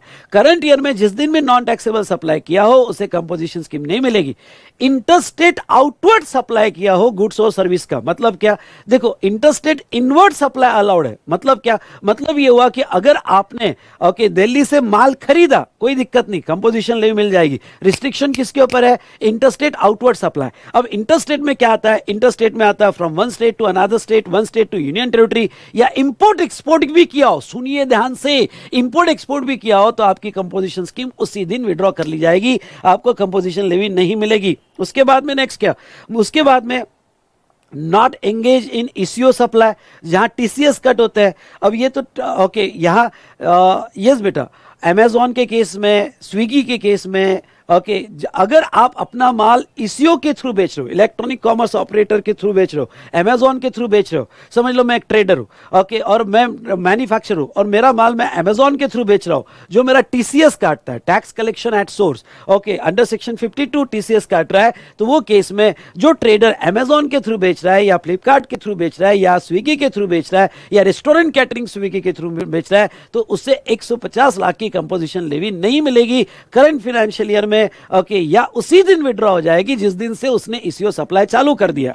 Okay, next, not a manufacturer of notified goods. Notified goods में इस बार कुछ गुड्स ऐड किए, वो केयरफुली देख लेना। ओके, जैसे आपको याद होगा, तो अगर वो नोटिफाइड गुड्स का मैन्युफैक्चरर होगा, कम ऑन यार, नोटिफाइड गुड्स का मैन्युफैक्चरर होगा तो कंपोजिशन स्कीम जाएगी, ट्रेडर होगा तो मिलेगी, ओके, रेस्टोरेंट कैटरिंग होगा तो मिलेगी, मैन्युफैक्चर होगा तो नहीं मिलेगी। लेट्स टेक एग्जांपल, आइसक्रीम दिया, edible ice, paan masala, aerated water, tobacco substitutes. Okay, ये जो है इस तो कभी कभी क्या आ जाता है कि डायरेक्टली आ जाता है कि टोबैको सब्स्टिट्यूट्स या एरिएटेड वाटर, तो आपको क्लिक हो जाना चाहिए, तो नोटिफाइड गुड्स है। और ये अगर मैन्युफैक्चर सप्लाई करता है तो कंपोजिशन स्कीम नहीं मिलती है। और फ्लाई ऐश ब्रिक्स, या हाँ, ये अभी नए ऐड हुए हैं। ओके, ये लास्ट टाइम अमेंडमेंट हुई थी कि fly ash bricks fossil mills and etcetera, तो ये थोड़ा बहुत अमेंडमेंट देख लेना वहां पे। ओके, तो ये कुछ आइटम्स जो है अगर इसके मैन्युफैक्चर हो गए, कम ऑन, मैन्युफैक्चर हो गए, तो उसे कंपोजिशन स्कीम नहीं मिलेगी। और उसके बाद में सीटीपी और एनआरटीपी। सर ये सीटीपी क्या होता है? Casual taxable person. ओके, आगे आएगा, रजिस्ट्रेशन चैप्टर में पढ़ा होगा। तो आप अगर कैजुअल टैक्सेबल पर्सन हो गए या एनआरटीपी हो गए, नॉन रेसिडेंट टैक्सेबल पर्सन हो गए, तो आपको कंपोजिशन स्कीम नहीं मिलेगी। ओके, तो ये हमने देखा 10(2) की स्कीम। ओके, 10(2) की स्कीम जो है यहाँ पे कहाँ नहीं मिलेगी। उसके बाद में एलिजिबिलिटी कंडीशंस। ओके, हाँ सॉरी, ये तो 10(2) था। चलो, हमने 10(1) और 10(1) के साथ 10(2). ओके, जो 10(1) की स्कीम ले रहा है उसको करंट फाइनेंशियल ईयर में ये कंडीशन फुलफिल करना पड़ेगा। अब 10(2) की स्कीम क्या है? 10(2) की स्कीम प्रीडोमिनेंटली सर्विस प्रोवाइडर के लिए। ओके, मैंने ओनली सर्विस प्रोवाइडर के लिए नहीं कहा, प्रीडोमिनेंटली सर्विस प्रोवाइडर के लिए। ये प्रीडोमिनेंटली सर्विस प्रोवाइडर का मतलब क्या? मतलब आप ओनली सर्विस का बिजनेस कर रहे हो, जैसे प्रोफेशनल कंसल्टेंसी है, ओनली सर्विस का बिजनेस है, ट्रेनिंग कोचिंग ओनली सर्विस का बिजनेस है। तो अगर आप यहां पे सर्विस का बिजनेस कर रहे हो तो वो सिचुएशन में आपको 10(1) की स्कीम नहीं मिलेगी। क्यों? क्योंकि 10(1) की स्कीम को क्लियर कहती है कि अगर आप सर्विस प्रोवाइडर हो तो नहीं। और ये भी मार्जिनल सर्विस की लिमिट जो मिली है वो मैन्युफैक्चरर, रेस्टोरेंट और ट्रेडर को मिली है। अगर आप ओनली सर्विस देते हो तो 10(2) तो क्लियर कहता है कि नहीं मिलती है 10(1) की स्कीम। मतलब क्या? मतलब गवर्नमेंट का ऑब्जेक्ट बहुत क्लियर है कि जो सर्विस प्रोवाइडर है उनको 1.5 करोड़ तक हम कंपोजिशन स्कीम नहीं देंगे। यार 1.5 करोड़ से सिर्फ 1% हमें टैक्स देगा, ये तो गलत है ना कि 1.5 करोड़ तो ओनली 1%। नहीं, सर्विस प्रोवाइडर को हम 1.5 करोड़ का बेनिफिट नहीं देंगे। हाँ, सर्विस प्रोवाइडर को अगर बेनिफिट लेना है तो 50 लाख तक का बेनिफिट देंगे, वो भी 6% के हिसाब से। ओके, तो जो सर्विस प्रोवाइडर है, तो गवर्नमेंट ने सर्विस प्रोवाइडर के लिए दूसरी कंपोजिशन लेवी बनाई और 10(2) है। पर ख्याल रहे, ये स्कीम मैन्युफैक्चरर और ट्रेडर को मिल सकती है, मैन्युफैक्चरर और ट्रेडर को भी मिल सकती है जो इधर एलिजिबल नहीं हुए। जनरली थोड़ा ब्रॉड सेंस में समझ लो, फिर टेक्निकल वर्ड्स में जाता है। वो मैन्युफैक्चरर, ट्रेडर, ओके, जिनके सर्विसेज डोमिनेंट है। जैसा मैं कोई यहाँ पे मैं भी बुक सेल करता हूँ, लेकिन मेरी ट्रेनिंग कोचिंग सर्विस डोमिनेंट है। बुक्स छोटे कभी कभी सेल कर लेता हूँ, उसका भी ट्रेडिंग होता है। तो जो ऐसे ट्रेडर है, जैसे एक सर्विस सेंटर का मेन डोमिनेंट सर्विस है, कभी कभी ट्रेडिंग भी कर लेता है, स्पेयर पार्ट्स भी बेच देता है, तो वो ट्रेडर है या छोटे छोटे मैन्युफैक्चरर है। ओके, तो ऐसे सिचुएशन में यहां पे ऐसा मत समझना कि ये ओनली सर्विस प्रोवाइडर के लिए है, ये वो भी मैन्युफैक्चरर और ट्रेडर, ओके, जो 10(1) में एलिजिबल नहीं हुए। 10(1) में एलिजिबल नहीं हुए, क्यों नहीं हुए? क्योंकि उनकी सर्विसेज बहुत ज्यादा है, मार्जिनल सर्विस से ज्यादा है। ओके, तो ऐसे छोटे ट्रेडर जिनकी सर्विसेज बहुत ज्यादा है और मार्जिनल सर्विस से ज्यादा है, ऐसे मैन्युफैक्चरर जिनकी सर्विसेज बहुत ज्यादा है, मार्जिनल से ज्यादा है, और वो 10(1) 10(2) में एलिजिबल नहीं हुए, वो यहां पे 10(1) 10(2) में एलिजिबल नहीं हुए, वो 10(2) की स्कीम लेंगे। 10(2) ख्याल रखना, ऐसा लिखना है आपको, वो 10(2) स्मॉल ए नहीं लिखना है। ओके, समझा कि नहीं समझा? यस बोलिए। ओके, और यहां पे जितने भी स्टूडेंट देख रहे हैं, अटेंडेंस लगाए कि नहीं लगाए? यस बोलिए। ओके, तो ऐसे सिचुएशन में बेटा ध्यान सुनो कि ये भी रजिस्टर्ड पर्सन को मिलती है whose aggregate turnover in preceding financial year जो है 50 लाख या उससे कम होना चाहिए।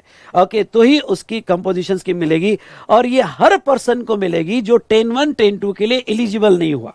ओके, मतलब एक प्योरली सर्विस प्रोवाइडर हो तो आप यहां एलिजिबल नहीं हुए। ध्यान सुनना, आप प्योरली सर्विस प्रोवाइडर हो तो आप यहां एलिजिबल नहीं हुए, तो फिर 10(2) में 50 लाख की स्कीम आप ट्राई कर सकते हो।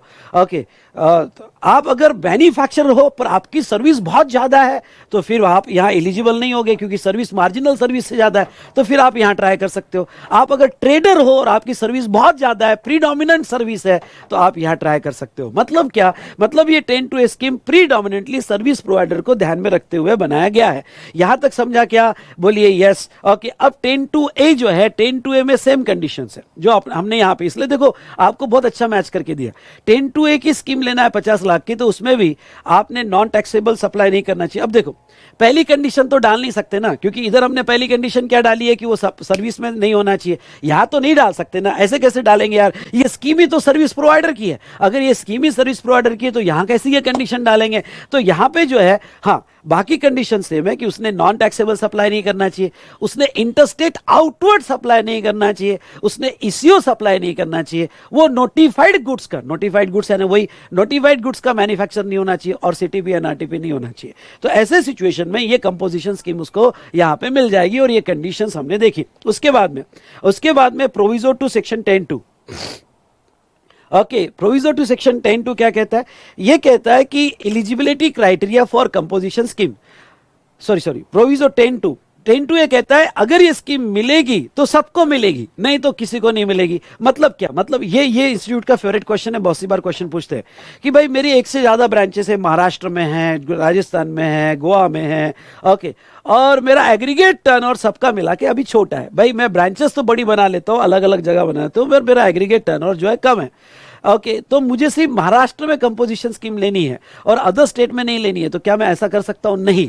अगर कंपोजिशन स्कीम एलिजिबल होगी तो सबके लिए एलिजिबल होगी, मिलेगी तो सबको मिलेगी, नहीं तो किसी को नहीं मिलेगी। ओके, यानी कोई भी एक ब्रांच इन एलिजिबल हो गया, कम ऑन, कोई भी एक ब्रांच इन एलिजिबल हो गया तो उसको कंपोजिशन स्कीम विड्रॉ हो जाएगी। अब देखो समझ लो, मैंने महाराष्ट्र में भी ली है, राजस्थान में भी ली है मेरी ब्रांच में, पर राजस्थान वाले ने इंटरस्टेट सप्लाई कर दिया, जो राजस्थान की मेरी ब्रांच है उसने इंटरस्टेट सप्लाई कर दिया, गया वहां विड्रॉ हुआ तो सबका विड्रॉ हो जाएगा, वहां विड्रॉ हो गया तो सबका विड्रॉ हो जाएगा। तो कंपोजिशन स्कीम मिलेगी तो सबको मिलेगी, नहीं तो किसी को नहीं मिलेगी। और एक एग्जांपल लेता हूं, समझ लो आपकी ब्रांच मणिपुर में है और एक ब्रांच महाराष्ट्र में। अब महाराष्ट्र के लिए 1.5 करोड़ का लिमिट है, मणिपुर के लिए यहां पे 75 लाख का लिमिट है। अब प्रॉब्लम क्या है, अगर आपका एग्रीगेट टर्नओवर पिछले साल का 90 लाख होगा, एग्रीगेट मतलब महाराष्ट्र और मणिपुर का मिला के आपका एग्रीगेट टर्नओवर कितना होगा? 90 लाख। अगर आप महाराष्ट्र के एंगल से देखो तो 1.5 करोड़ के नीचे है, लेकिन आप मणिपुर के एंगल से देखो तो 75 लाख के ऊपर है।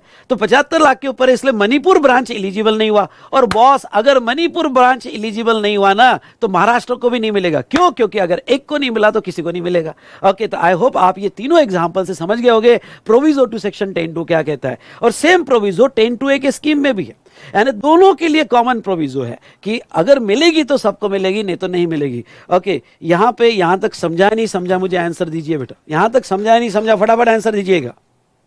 Yes,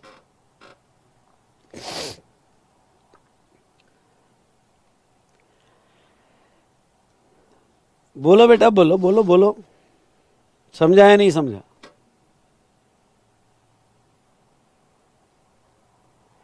very good.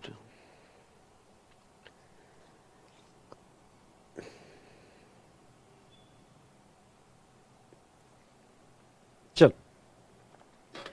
अब सेक्शन 10(3) क्या कहता है? सेक्शन 10(3) कहता है eligibility criteria for composition scheme.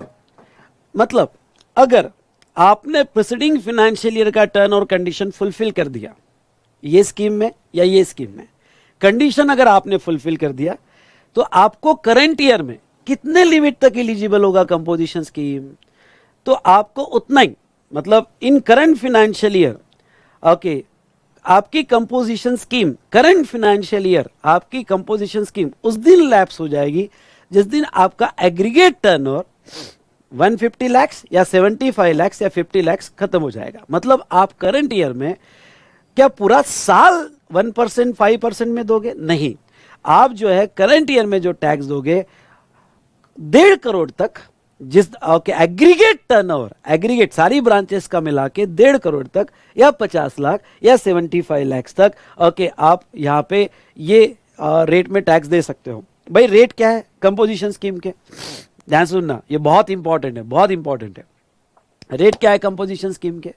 अगर आप मैन्युफैक्चरर हो तो CGST SGST 0.5 मतलब 1% और 1% ऑफ टर्नओवर इन स्टेट लेना है, क्योंकि आपको स्टेट वाइज टैक्स देना पड़ता है। Catering restaurant 2.5 of turnover in state, और ट्रेडर होगा तो 1% रेट है और 1% ऑफ टर्नओवर ऑफ टैक्सेबल, यहां स्पेशली सुनना, turnover of taxable supply of goods और सर्विसेज इन अ स्टेट और यूनियन टेरिटरी। और आप 10(2) की स्कीम में होगे तो 6% का रेट दिया है। कम ऑन, 10(2) की स्कीम में होगे तो आपको क्या, ओके, 6% का रेट दिया है टर्नओवर इन स्टेट। और ये स्कीम ऑप्शनल है, वेरी इंपॉर्टेंट पॉइंट, ये स्कीम ऑप्शनल है, मतलब कंपलसरी नहीं है। आपको लेना है तो ले सकते हो, नहीं तो आप नॉर्मल स्कीम में जा सकते हो। एक जो मैं डिफरेंस बताना चाहता हूं, डिफरेंस ये है कि पहले इसमें टर्नओवर इन स्टेट दिया है, दूसरे इसमें टर्नओवर इन स्टेट दिया है, और ये 6% में भी टर्नओवर इन स्टेट दिया है। लेकिन स्पेशली ट्रेडर के लिए जो गुड्स में सप्लाई करता है, उसके लिए turnover of taxable supply of goods और सर्विस क्या है? तो इन दोनों में डिफरेंस क्या है? जब भी मैं टर्नओवर इन स्टेट कहूंगा तो आपको taxable supply plus exempt plus nil इसका 1% और 5% निकालना है। यानी उसमें अगर एग्जाम सप्लाई होगा तो वो भी ऐड करना है, नील रेट होगा वो भी ऐड करना है, और उसका 1%। मतलब ये हुआ सर हम ये 1% एग्जाम का भी देंगे। हाँ, अगर आप मैन्युफैक्चरर है, रेस्टोरेंट कैटरिंग है, तो आप तीनों का ऐड करके 1 और 5 दोगे। ओके, क्योंकि turnover in state includes all taxable supply, all exempt supply, nil rate supply. Export होगा तो कंपोजिशन स्कीम मिलती नहीं है, क्योंकि एक्सपोर्ट तो इंटरस्टेट है, नॉन टैक्सेबल तो इंटरस्टेट है। हाँ, लेकिन आपका एग्जम्प्ट होगा, ओके, वोनली एग्जम्प्ट या नील रेट होगा, तो वो ऐड कर कर 1% होगा। लेकिन ट्रेडर के केस में, कम ऑन यार, ट्रेडर के केस में, okay, turnover of taxable supply of goods और service in the state, trader के केस में, ओके, आपको एग्जम्प्ट ऐड नहीं करना है, ओके, नील रेट ऐड नहीं करना है, ओनली टैक्सेबल लेना है। आपको लिखना है तो लिख देना यहां पे, डोंट ऐड एग्जम्प्ट और नील, डोंट ऐड एग्जम्प्ट और नील रेट, ये आपको ऐड नहीं करना है। डन। हाँ, अब जो 6% वाला स्कीम है 10(2)(a) का, ओके, वो भी टर्नओवर इन स्टेट का है, उसमें भी टैक्सेबल। टर्नओवर इन स्टेट मतलब जब 6% निकालोगे तो आपको taxable plus exempt plus nil rate, इसका 6% निकालना है। यानी आपको एक ही केस में टैक्सेबल लेना है, वो है ट्रेडर। बाकी सारे केस में आपको taxable plus exempt plus, okay. तो आप जब करंट ईयर का कंपोजिशन लेवी में जीएसटी कैलकुलेट करोगे, करंट ईयर का कंपोजिशन लेवी में जीएसटी कैलकुलेट करोगे, तो आपको ट्रेडर के केस में सिर्फ टैक्सेबल का लेना है, बाकी के केस में आपको एग्जाम प्लस नील रेट सारा ऐड कर देना है। ओके, तो ये हमने देखा। चलो आ जाते हैं other conditions for composition levy. Okay, composition levy की अदर कंडीशंस ये है कि आप आउटवर्ड सप्लाई पर टैक्स कलेक्ट नहीं कर सकते, आप आईटीसी नहीं ले सकते, और आप टैक्स इनवॉइस नहीं दे सकते। उसके बाद में, ओके, यहां पे अगर आपने कंपोजिशन स्कीम आपको नहीं मिलती है तभी भी आपने ले ली, ओके, जबकि नहीं मिलती है आपको कंपोजिशन स्कीम कुछ कंडीशंस के वजह से, क्योंकि आप इंटरस्टेट कर रहे हो या जो भी है, पर आप ले रहे हो, तो आपके ऊपर पेनल्टी लगाई जाएगी और सेक्शन 73, 74 की एक्शन भी ली जाएगी और आपसे पूरा टैक्स भी मांगा जाएगा। उसके बाद में रूल 5 की कुछ कंडीशंस बहुत इंपॉर्टेंट है। आप बिल ऑफ सप्लाई बनाओगे और बिल ऑफ सप्लाई पे, ओके, आप 10(1) की स्कीम ले रहे हो या 10(2)(a) की स्कीम ले रहे हो, आप बिल ऑफ सप्लाई बनाओगे और बिल ऑफ सप्लाई पे क्लियरली लिखोगे composition taxable pair not eligible for supplies. मतलब आपके इनवॉइस में ये टाइटल होना बहुत जरूरी है, ये लिखा होना जरूरी है, और आप अपने बिजनेस प्रीमाइसेस पे क्लियरली डिस्प्ले में लिखोगे कंपोजिशन टैक्सेबल पर्सन, ये आप क्लियरली लिखोगे। ओके, उसके बाद में कुछ प्रोसीजर। ओके, कंपोजिशन स्कीम अगर आपको लेनी है, मैंने अब सारे पॉइंट्स कवर कर लिए बॉस, इतना पढ़ लो, क्वेश्चन देख लो, हाथ खत्म। ओके, सारे पॉइंट्स मैंने। इंटीमेशन बाय अनरजिस्टर्ड पर्सन मतलब क्या, अगर आपको कंपोजिशन लेवी लेनी है, ओके, तो रजिस्ट्रेशन तो करवाना पड़ेगा, और आप इसके पहले अनरजिस्टर्ड थे। क्यों? क्योंकि 20 लाख तक का टर्नओवर तक आप अनरजिस्टर्ड हो। अब आज आपका 20 लाख का टर्नओवर क्रॉस हो रहा है, तो आज अगर आपका 20 लाख का टर्नओवर क्रॉस हो रहा है और अब आप रजिस्ट्रेशन के लिए जा रहे हो, तो जब पहली बार रजिस्ट्रेशन के लिए जाओगे तो रजिस्ट्रेशन फॉर्म में REG 01 रजिस्ट्रेशन फॉर्म में एक ऑप्शन होता है, और वो है कि कंपोजिशन लेवी, उस पर आप टिक कर दो। उस पर टिक कर दो तो वही इंटीमेशन मान लिया जाएगा। लेकिन अगर आप ऑलरेडी रजिस्टर्ड हो, मतलब आपने रजिस्ट्रेशन पहले ही ले लिया और आपका एग्रीगेट टर्नओवर 1.5 करोड़ 75 लाख या 50 लाख से नीचे है, तो वो सिचुएशन में आपको स्पेशल इंटीमेशन CMP 02 फॉर्म में देना पड़ेगा। अब ध्यान से सुनना, मेरा एक पॉइंट बहुत इंपॉर्टेंट है। ऐसा देखो, कंपोजिशन लेवी जो है आपको हर वो साल मिलेगी अगर आपका aggregate turnover preceding financial year में, ओके, 1.5 CR 75 लाख या 50 लाख से नीचे होगा। यानी समझ लो आपने ये साल कंपोजिशन लेवी लिया, नेक्स्ट ईयर नहीं मिला क्योंकि टर्नओवर बढ़ गया, उसके नेक्स्ट ईयर आपने वापस ले सकते हो। क्यों? क्योंकि टर्नओवर कम होगा प्रीसीडिंग फाइनेंशियल ईयर का। तो जब जब भी आपका प्रीसीडिंग फाइनेंशियल ईयर का टर्नओवर 1.5 करोड़ के नीचे जाएगा या 75 लाख या 50 लाख के नीचे लाएगा, तो आप कंपोजिशन स्कीम ले सकते हो। उसके बाद में, ओके, यहाँ अगर आप ऑलरेडी रजिस्टर्ड हो तो इंटीमेशन CMP 02 में देना पड़ेगा। एक बहुत इंपॉर्टेंट पॉइंट, अगर आपकी एक से ज्यादा ब्रांचेस है इंडिया में, तो क्या सभी जगह इंटीमेशन देने की जरूरत नहीं है? सॉरी, सभी जगह इंटीमेशन देना पड़ेगा क्या? नहीं। आपने अगर कोई एक प्लेस से, जैसे महाराष्ट्र से मैंने इंटीमेशन दे दिया कि मैं कंपोजिशन स्कीम ले रहा हूं, तो ये अज्यूम कर लिया जाएगा कि पूरे इंडिया के ब्रांचेस के लिए and deem to be an intimation in respect of all place of business registered under same PAN. सारे इंडिया के लिए आपने इंटीमेशन दे दिया। एमसीक्यू क्वेश्चन आ सकता है कि क्या मुझे हर ब्रांच के लिए सेपरेट इंटीमेशन देना पड़ेगा? नहीं। ओके, उसके बाद में इफेक्टिव डेट।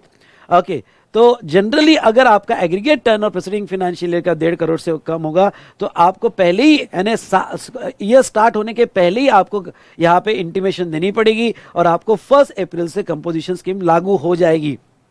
उसके बाद में वैलिडिटी ऑफ कंपोजिशन स्कीम, जब तक आप सारी कंडीशन फुलफिल करते हो तब तक आपकी कंपोजिशन स्कीम वैलिड रहेगी। पर जैसे ही आपने एग्रीगेट टर्न और क्रॉस कर दिया 150 लाख 50 या 75 या 10(2) की कंडीशन कोई फुलफिल नहीं की, उसी दिन आपकी कंपोजिशन लेवी विड्रॉ कर ली जाएगी। Person ceases to fulfil above condition, तो जैसे ही जो 10(2) की कंडीशन दी है या 10(2)(a) की कंडीशन दी है, जब तक वो फुलफिल करता है ठीक है। जब तक अगर वो यहाँ पे सीजेस टू फुलफिल, यानी अगर उसने कंपोजिशन स्कीम विड्रॉ हो गई तो उसको एक फॉर्म देना पड़ता है CMP 04 में। सर फॉर्म याद करने हैं क्या? नहीं, अगर याद हो जाता अच्छी बात, 7 डेज में देना पड़ेगा। ओके, क्या अब नेक्स्ट पॉइंट है, कंपोजिशन स्कीम से मैं वॉलंटरी बाहर आ सकता हूं क्या? अब मैं कंपोजिशन स्कीम ले लिया, लेकिन अब मुझे ना बाहर आना है कंपोजिशन स्कीम के, क्योंकि मैं एक बहुत बड़ा मशीन खरीद रहा हूं और मुझे ITC चाहिए। तो मुझे ITC चाहिए तो मुझे अब बाहर आना है, या मेरे अब कस्टमर B2B ज्यादा आ रहे हैं। ओके, मुझे बाहर आना है। अभी भी मेरा लिमिट बाकी है, 1.5 करोड़ का लिमिट मिला है, उसमें से 70 लाख का लिमिट मैंने यूज किया है और अभी बाकी 80 लाख का लिमिट बाकी है, पर मुझे बाहर आना है कंपोजिशन स्कीम के। आप बाहर कभी भी आ सकते हो, डरो मत। बस आपको एक फॉर्म देना है विड्रॉल ऑफ कंपोजिशन स्कीम का CMP 04 और आप बाहर कभी भी आ सकते हो। सर ये बताइए कि जब मैं बाहर आ रहा हूं तो मुझे रिट्रोस्पेक्टिवली पूरा टैक्स नॉर्मल रेट से देना पड़ेगा? नहीं, आपको प्रोस्पेक्टिवली जो आपने कंपोजिशन लेवी में दे दिया 70 लाख का, अब इसके आगे जो आप टैक्स दोगे वो नॉर्मल रेट से आप टैक्स दोगे। और जैसे आप कंपोजिशन लेवी से बाहर आ गए तो आपको अपनी स्टॉक का पूरा डिटेल्स देना पड़ता है, as well as tax invoice उसके बाद में इशू करना पड़ता है। कंपोजिशन स्कीम में फॉर्मेलिटीज कैसी होगी? तो कंपोजिशन स्कीम में फॉर्मेलिटीज होगी कि आप क्वार्टरली स्टेटमेंट दोगे, रिटर्न नहीं, क्वार्टरली स्टेटमेंट दोगे और हर क्वार्टर होने के बाद 18 तारीख को आप उसका GST पे करोगे गवर्नमेंट को। तो 18 को पे करोगे और स्टेटमेंट दोगे CMP 08 में। उसके बाद में रिटर्न जो आप फाइल करोगे वो पूरे ईयर का फाइल करोगे और वो 30 अप्रैल यानी 31 मार्च का ईयर खत्म होने के बाद आप 30 अप्रैल तक GSTR 4 दोगे और आप एनुअल रिटर्न भी दोगे GSTR 9A में। तो यहां तक हमारी प्रोसीजर सारी कंपोजिशन लेवी में खत्म हो जाती है। ओके, और मैंने यहाँ इंटरेस्ट के कैलकुलेशन दिए हैं। ये इंटरेस्ट के कैलकुलेशन देख लेना। मैं एक लाइन में कहना चाहूंगा कि जब भी कोई कैलकुलेशन करो, आप क्या कैलकुलेशन करते हो कंपोजिशन लेवी में? एग्रीगेट टर्नओवर, पिछले साल का एग्रीगेट टर्नओवर, करंट ईयर का। जब भी कोई एग्रीगेट टर्नओवर जब भी कैलकुलेट करो तो इंटरेस्ट मत लेना, इंटरेस्ट मत लेना। जब भी आप टर्नओवर इंस्टेड कैलकुलेट करोगे तो इंटरेस्ट मत लेना। जब भी आप 10% का कैलकुलेशन करोगे तो इंटरेस्ट मत लेना। इन शॉर्ट, आप जो है इंटरेस्ट कहीं पे भी कंसीडर नहीं करोगे ऑन लोन एडवांसेस और डिपॉजिट। चलो ये भी पढ़ लेते हैं। ये देखो, aggregate turnover of XYZ Limited in preceding financial year 152 lakhs, which includes interest on loan advances or deposit 3 lakhs. Whether composition levy is available in current financial year? 152 था, interest 3 लाख था, 152 minus 3 यानी 149 हुआ। यस, वो 150 से नीचे है। तो मुझे कंपोजिशन लेवी मिल जाएगी। अगर आप 75 लाख की लिमिट में हो तो वो डिडक्ट करो। आप सॉरी बेटा, आप 50 लाख की लिमिट में हो तो वो आप डिडक्ट करो। चलो दूसरा एग्जांपल लेते हैं। XYZ limited has opted composition levy in current financial year. उसने कंपोजिशन स्कीम ले ली। सॉरी बेटा, एक मिनट।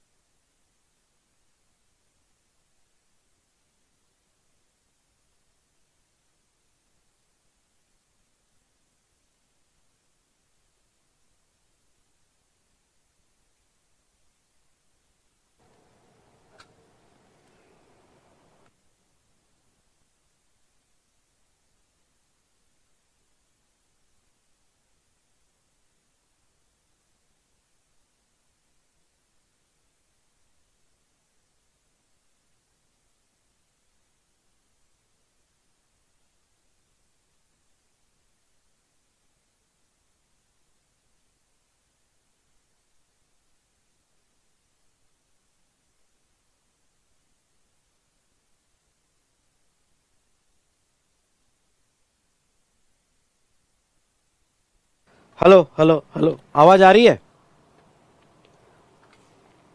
हेलो, आ जाएगी आवाज आ जाएगी। हाँ, दूसरा हम यहाँ पे लेते हैं, XYZ limited has opted composition levy, second वाला। अब उसने कंपोजिशन लेवी ले लिया, ओके, और लिया मतलब उसका टर्नओवर प्रीसीडिंग फाइनेंशियल ईयर का थ्रेशोल्ड लिमिट से कम था। करंट ईयर में टिल सितंबर उसका एग्रीगेट टर्नओवर 155 लाख हुआ, जिसमें 10 लाख का इंटरेस्ट इंक्लूडेड था। तो बताओ करंट ईयर में तो मुझे कंपोजिशन लेवी 1.5 करोड़ तक मिलेगी, पर क्या मेरा लिमिट एग्जॉस्ट हो गया? नहीं। करंट ईयर का जब एग्रीगेट टर्नओवर निकालोगे तो 155 माइनस 10, मतलब आपका लिमिट जो अभी तक एग्जॉस्ट हुआ वो 145 हुआ, यानी अभी भी आप बचे हुए 5 लाख का आप यहां पे कंपोजिशन लेवी ले सकते हो।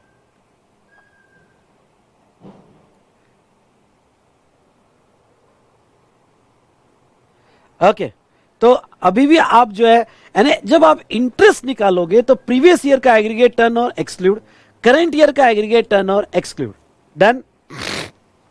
उसके बाद में नेक्स्ट क्या है, manufacturer of PQR limited has obtain composition levy in current financial year. Okay, composition levy उसने ले लिया। ओके, अब आगे टैक्सेबल सप्लाई ऑफ गुड्स है 20 lakh, taxable supply of service है 2 लाख, एग्जाम सप्लाई 1 लाख और इंटरेस्ट ऑन लोन और deposit 0.5 lakh. Calculate GST payable. जब आप जीएसटी निकालोगे 1% ऑफ टर्नओवर इन स्टेट, पहली बात तो मैन्युफैक्चरर है तो इसका टैक्सेबल प्लस एग्जाम ऐड करना पड़ेगा, तो 20 गुड्स का लो, सर्विस 2 ले लो, 22 हो गया, एग्जाम भी ऐड करो, एग्जाम यानी क्या, कितना हो गया आपका 23, पर इंटरेस्ट नहीं करोगे। क्यों? क्योंकि जब आप टर्नओवर इन स्टेट निकालते हो तो टर्नओवर इन स्टेट में भी इंटरेस्ट को एक्सक्लूड कर रहे हो, तो जब आप 1% ऑफ टर्नओवर इन स्टेट दोगे तो आप उसमें इंटरेस्ट को एक्सक्लूड करोगे। उसके बाद में नेक्स्ट यहां पे ABC limited has turnover in state of Maharashtra preceding financial year. पिछले साल एबीसी लिमिटेड का महाराष्ट्र का टर्नओवर 80 लाख था, turnover include 7 lakh for interest, ये 80 में इंटरेस्ट भी इंक्लूडेड था। Whether ABC limited is eligible for composition levy in current financial year, क्या उसे करंट फाइनेंशियल ईयर में कंपोजिशन लेवी मिलेगी? तो पहली बात तो एबीसी लिमिटेड है, महाराष्ट्र में था। ओके, अगर हम अज्यूम करके चलते हैं कि भाई ये सप्लाई ऑफ गुड्स में है, ओके, और ये ट्रेडर है या फिर मैन्युफैक्चरर है, तो 80 माइनस 7, पिछले साल का जब एग्रीगेट टर्नओवर निकालोगे तो 80 माइनस 7 यानी कितना है, 73 आया, मतलब ही ये हुआ कि वो कंपोजिशन लेवी मिलेगी। अब आगे क्या पूछते हैं, also what is the amount of marginal limit of service available. जब आप करंट ईयर का मार्जिनल सर्विस लिमिट निकाल रहे हो तो आप कैसे निकालोगे करंट ईयर का मार्जिनल सर्विस लिमिट? ओके, तो पिछले साल का जो टर्नओवर इन स्टेट था, कितना था आपका टर्नओवर इन स्टेट पिछले साल का, 80 लाख, उसका 10%। पर ख्याल रहे, जब आप पिछले साल का टर्नओवर इन स्टेट लेते हो तो उसमें से इंटरेस्ट एक्सक्लूड करना मतलब 80 माइनस 7 यानी कितना हुआ, 73 का 10% और 5 lakh which ever is higher, वो आपकी मार्जिनल लिमिट की सर्विस होगी। नाउ नीचे क्या दिया देखो, continuing the above example, ABC limited where marginal limit of current financial year 7.3 lakh मिलेगा। Okay, in current financial year till September ABC made supply of 75 lakhs and supply of service 9 lakhs। ओके, जिसमें interest 2 lakhs है, तो क्या उसकी limit exhaust हुई? थोड़ा ये क्वेश्चन का समझ लो, आपको करंट ईयर में 7.3 lakhs का मार्जिनल लिमिट मिला है सर्विस, यानी करंट ईयर में आप 7.3 लाख तक सर्विस दे सकते हो। अब उन्होंने सितंबर एंड तक का डेटा दिया, उन्होंने कहा कि गुड्स तो 75 लाख हो गया और सर्विस 9 लाख होगी। ओह, सर्विस 9 लाख होगी मतलब 7.3 के ऊपर चलेगी, तो 7.3 के ऊपर चलेगी तो क्या अब लिमिट विड्रॉ हो जाएगी क्या? नहीं। जब करंट ईयर का मार्जिनल लिमिट निकाल रहे हो तो उसमें भी इंटरेस्ट एक्सक्लूड करो, मतलब 9 माइनस 2 यानी 9 माइनस 2 अगर आप एक्सक्लूड करोगे तो कितना हुआ, 7 अगर होता है तो वो अभी भी 7.3 के नीचे है। ओके, और 7.3 के नीचे है तो आपको जो है कम अभी भी सर्विस की मार्जिनल लिमिट 0.3 बाकी है। ओके, इन सिंपल वर्ड मेरा ये कहना है कि जो भी इंटरेस्ट सब में से एक्सक्लूड कर देना।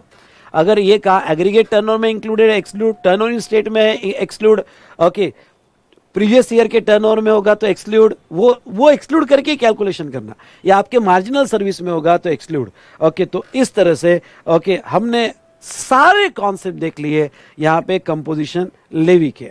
ओके, मजा आया बेटा? यस और नो? मजा आया क्या?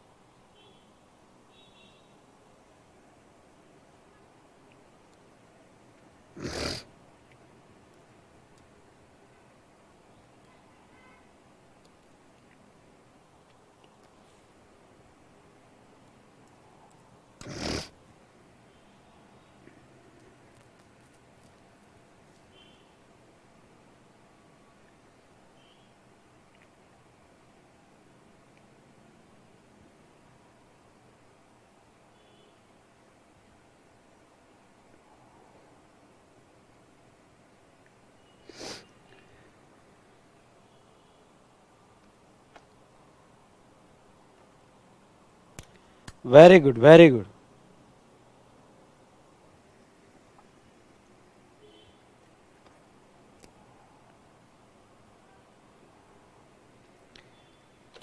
चलिए अब क्वेश्चन के कुछ सिलेक्टेड क्वेश्चंस देख लेते हैं आरसीएम के, जो मुझे लगता है कि आपने करके जाने चाहिए और यस और अच्छे से अच्छे मार्क्स कवर करने चाहिए। आरसीएम के देख लेते हैं। यहाँ पे आईसीएआई मटेरियल के क्वेश्चंस आपको, जैसे मैंने लास्ट सेशन में भी कहा था कि आप क्वेश्चन कैसा पढ़ोगे। आईसीएआई का क्वेश्चन आप ओवरलुक कर लोगे, आरटीपी मॉक टेस्ट पेपर के क्वेश्चन आप सॉल्व करके देखोगे, ये आप सॉल्व करके देखोगे, ये आप ओवरलुक कर लोगे। एग्जामिनेशन क्वेश्चन का पैटर्न देख लोगे, मतलब किस तरह से इंस्टीट्यूट आपसे एक्सपेक्ट करती है, तो इसका आप पैटर्न चेक कर लोगे, अप्रोच देख लोगे, और ये आपको करना है तो करो, नहीं करना है तो मत करो। ओके, लेकिन एटलीस्ट इतना तो भी करो, ठीक है। तो ये आपको 2 क्वेश्चन सॉल्व करके देखना है। Okay, RTP mock test paper पे आपकी सॉल्विंग प्रैक्टिस हो जाएगी। डन। चलो अब मैं यहाँ पे जो क्वेश्चन सिलेक्टेड क्वेश्चन है वो मैं फटाफट आपके साथ डिस्कस कर लेता हूँ। मैं डायरेक्ट क्वेश्चन नंबर 4 पे आ जाता हूँ। क्वेश्चन नंबर 4 पे मुझे लगता है कि इस बार इस पे क्वेश्चन आपको आ सकता है। आरटीपी का क्वेश्चन है May 21 का, और ये शिद्दत से राह देख रहा है कि मैं एग्जाम में आऊँ। ओके, यहाँ पे mister Priyam, a director of Sunmoon Company Private Limited, provided service to a company for remuneration of 1,25,000. Reverse charge, हम कंपोजिशन स्कीम में नहीं, रिवर्स चार्ज का डिस्कशन कर रहे हैं। वो डायरेक्टर है और कंपनी को सर्विस देख रहा है। Briefly answer whether GST is applicable in the below mention independent cases, if yes who is liable to pay GST. Mr. Priyam is an independent director of Sunmoon Company Private Limited and not a employee of the company. देखो, अगर director employ होगा तो schedule 3 लग जाता है, और service provided by employer to employ, sorry service provided by employ to employer GST नहीं आता है। उन्होंने कहा कि डायरेक्टर इंडिपेंडेंट डायरेक्टर है। अगर इंडिपेंडेंट डायरेक्टर है तो वो सिचुएशन में यहाँ पे ओके जीएसटी आएगा, वो एम्प्लॉय नहीं है, और ये केस में कौन सा रिवर्स चार्ज लग जाएगा, और बॉडी कॉर्पोरेट इसका जीएसटी पे करेगा, कंपनी इसका जीएसटी पे करेगी। Next, mister Priyam is an executive director an employ of Sunmoon company private limited. Out of total remuneration amounting to 1,25,000, 60,000 has been declared as a salary. भाई उसको टोटल 1,25,000 मिल रहा है, जिसमें से 60,000 रुपए वो सैलरी डिक्लेयर कर रहा है। Declare as a salary in the books of account of Sunmoon company private limited and subject to TDS of section 192 ऑफ income tax act. However 65,000 has been declared separately other than salary, okay, और जिसका TDS वो 194J में declare कर रहा है। तो अब देखो ये तो टीडीएस की प्रोविजन हुई, पर मैं आपको ये बता दूं कि यहाँ पे जो एज अ सैलरी जो 60,000 एज अ सैलरी है जिसका टीडीएस डिडक्ट हो रहा है, एक सीबीआईसी क्लैरिफिकेशन था, तो 65,000 एज अ सैलरी डिक्लेयर हो रहा है, तो वो सिचुएशन में यहाँ पे उसके ऊपर जीएसटी नहीं आएगा। लेकिन जो अदर है ओके उस पर जीएसटी आ जाएगा, जो अदर है वो जीएसटी आ जाएगा, वो सप्लाई माना जाएगा और वो रिवर्स चार्ज में आएगा। अब लिखने का तरीका, ये आरटीपी में देखो इतना लेंदी उन्होंने अपना प्रेजेंटेशन रखा है, देख तो लेते हैं कि कितना प्रेजेंटेशन लेंदी रखा है। ओके, और फिर इसको शॉर्ट में कैसा करना है ये भी जरूर देखना।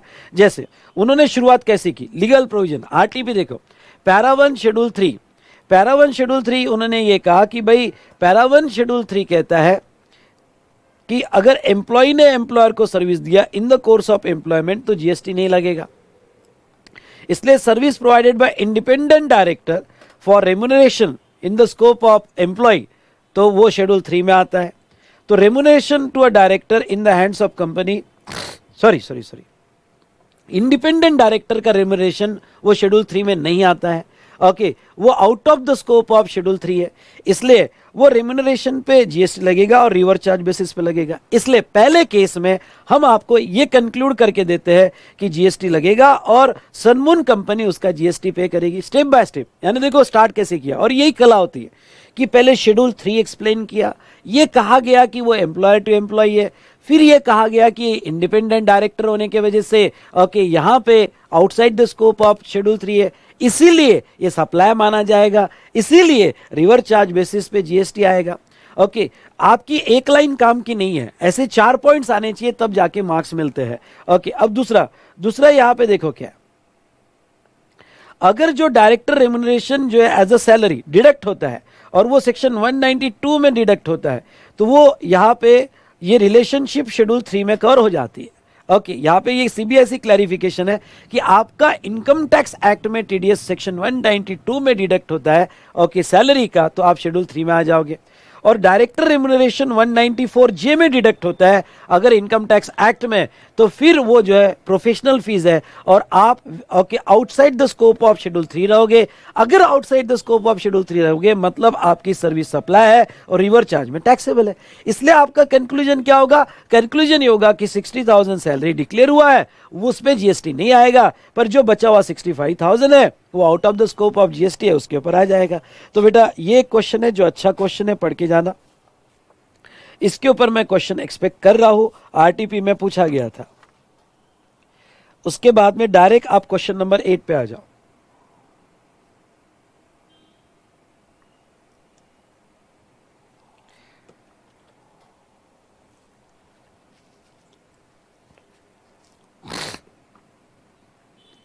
अब देखो क्वेश्चन नंबर 8 क्या कहता है।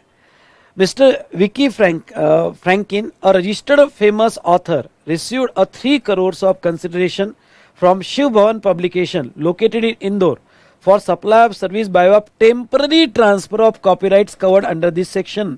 हाँ, कॉपीराइट और लिटरेरी वर्क है, आई रिपीट कॉपीराइट है और लिटरेरी वर्क है। Relating to original literary work of his new book, he finished his work, made available the book to publisher, but has yet not raised the invoice. Mr. Vicky Franklin is of view that SBP is liable to pay tax under river charge on the service provided by him। भाई विकी फ्रैंकिन जो है उसको लगता है कि मैं क्यों tax दूं, वो तो रिवर चार्ज में पब्लिशर देगा। SBP does not concur with his view। SBP को लगता गलत है भाई, ये भाई विक्की तू क्या सोच रहा है, तू तो गलत है। ओके, तू ऑथर होगा, मैं पब्लिशर होगा। ओके, गलत है भाई। Okay, and not ready to deposit the tax, तो यहां पब्लिशर टैक्स डिपॉजिट करने के लिए रेडी नहीं है। Examine whether the view of mister Vicky Franklin is correct. आपको यह जानना है कि विकी फ्रैंकिन का व्यू जो है वो करेक्ट है या नहीं है। उसके बाद में further, if the view of Vicky Franklin is correct, what is the recourse available with mister Vicky Franklin to comply with the requirement of GST law as SBP has completely refused to deposit the tax। मतलब क्या, अगर SBP जो publisher है वो देने के लिए ready नहीं है, अब विक्की क्या सोचेगा? ओके, तो विक्की डोनर नहीं भाई, विक्की यहाँ पे ओके टैक्स डोनर। ओके, तो वो क्या सोचेगा? तो अब ऐसे सिचुएशन में ये क्वेश्चन जो है, जस्ट अ मिनट,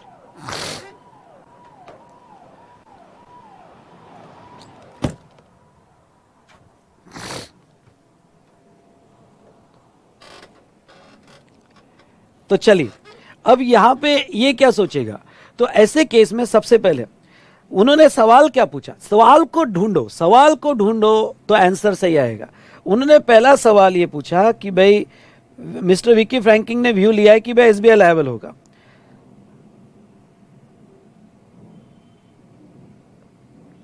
तो उन्होंने पूछा examine whether the view of Vicky Franklin is correct, पहले इसका आंसर देना है। तो यस, विकी फ्रैंकिन बिल्कुल करेक्ट है, बिल्कुल करेक्ट है। क्यों? क्योंकि डिफॉल्ट ये आएगा कि डिफॉल्ट प्रोविजन ये है कि अगर 9(3) में रिवर चार्ज होगा, ऑथर की सर्विस होगी और कॉपीराइट होगा, तो वो केस में पहले तो ओरिजिनल लिटरेरी वर्क होगा तो रिवर चार्ज लगेगा। लीगल प्रोविजन कि अगर ऑथर सर्विस देता है पब्लिशर को regarding to copyright of original literary work, तो रिवर चार्ज में पब्लिशर लायबल रहेगा, पहला तो वही होगा। इसलिए यहां पे ओके विक्की जो है वो करेक्ट है।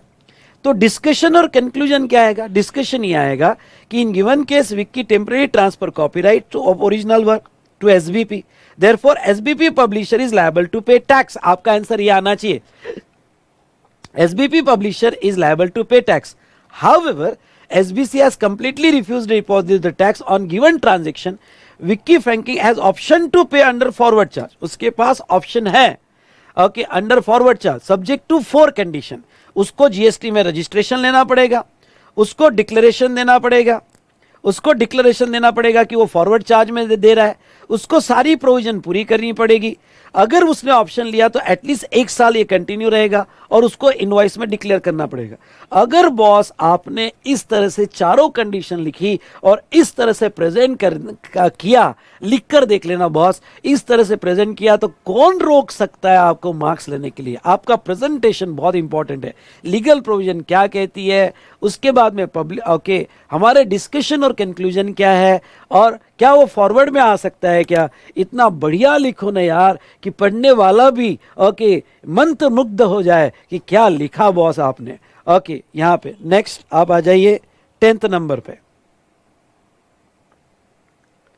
10th नंबर पे आ जाओ फटाफट। सिक्योरिटी सर्विस का लेना है मुझे। सिक्योरिटी सर्विसेज देखो, द प्रोफेशनल सिक्योरिटी पुणे अच्छा है, पढ़ के जाना, ये प्रॉब्लम आ सकता है एग्जाम में, क्योंकि अभी तक इसके ऊपर कोई सवाल नहीं है और मैंने अब ये क्वेश्चन वो कवर कर रहा हूं जिसके ऊपर कोई सवाल अभी तक नहीं पूछा है।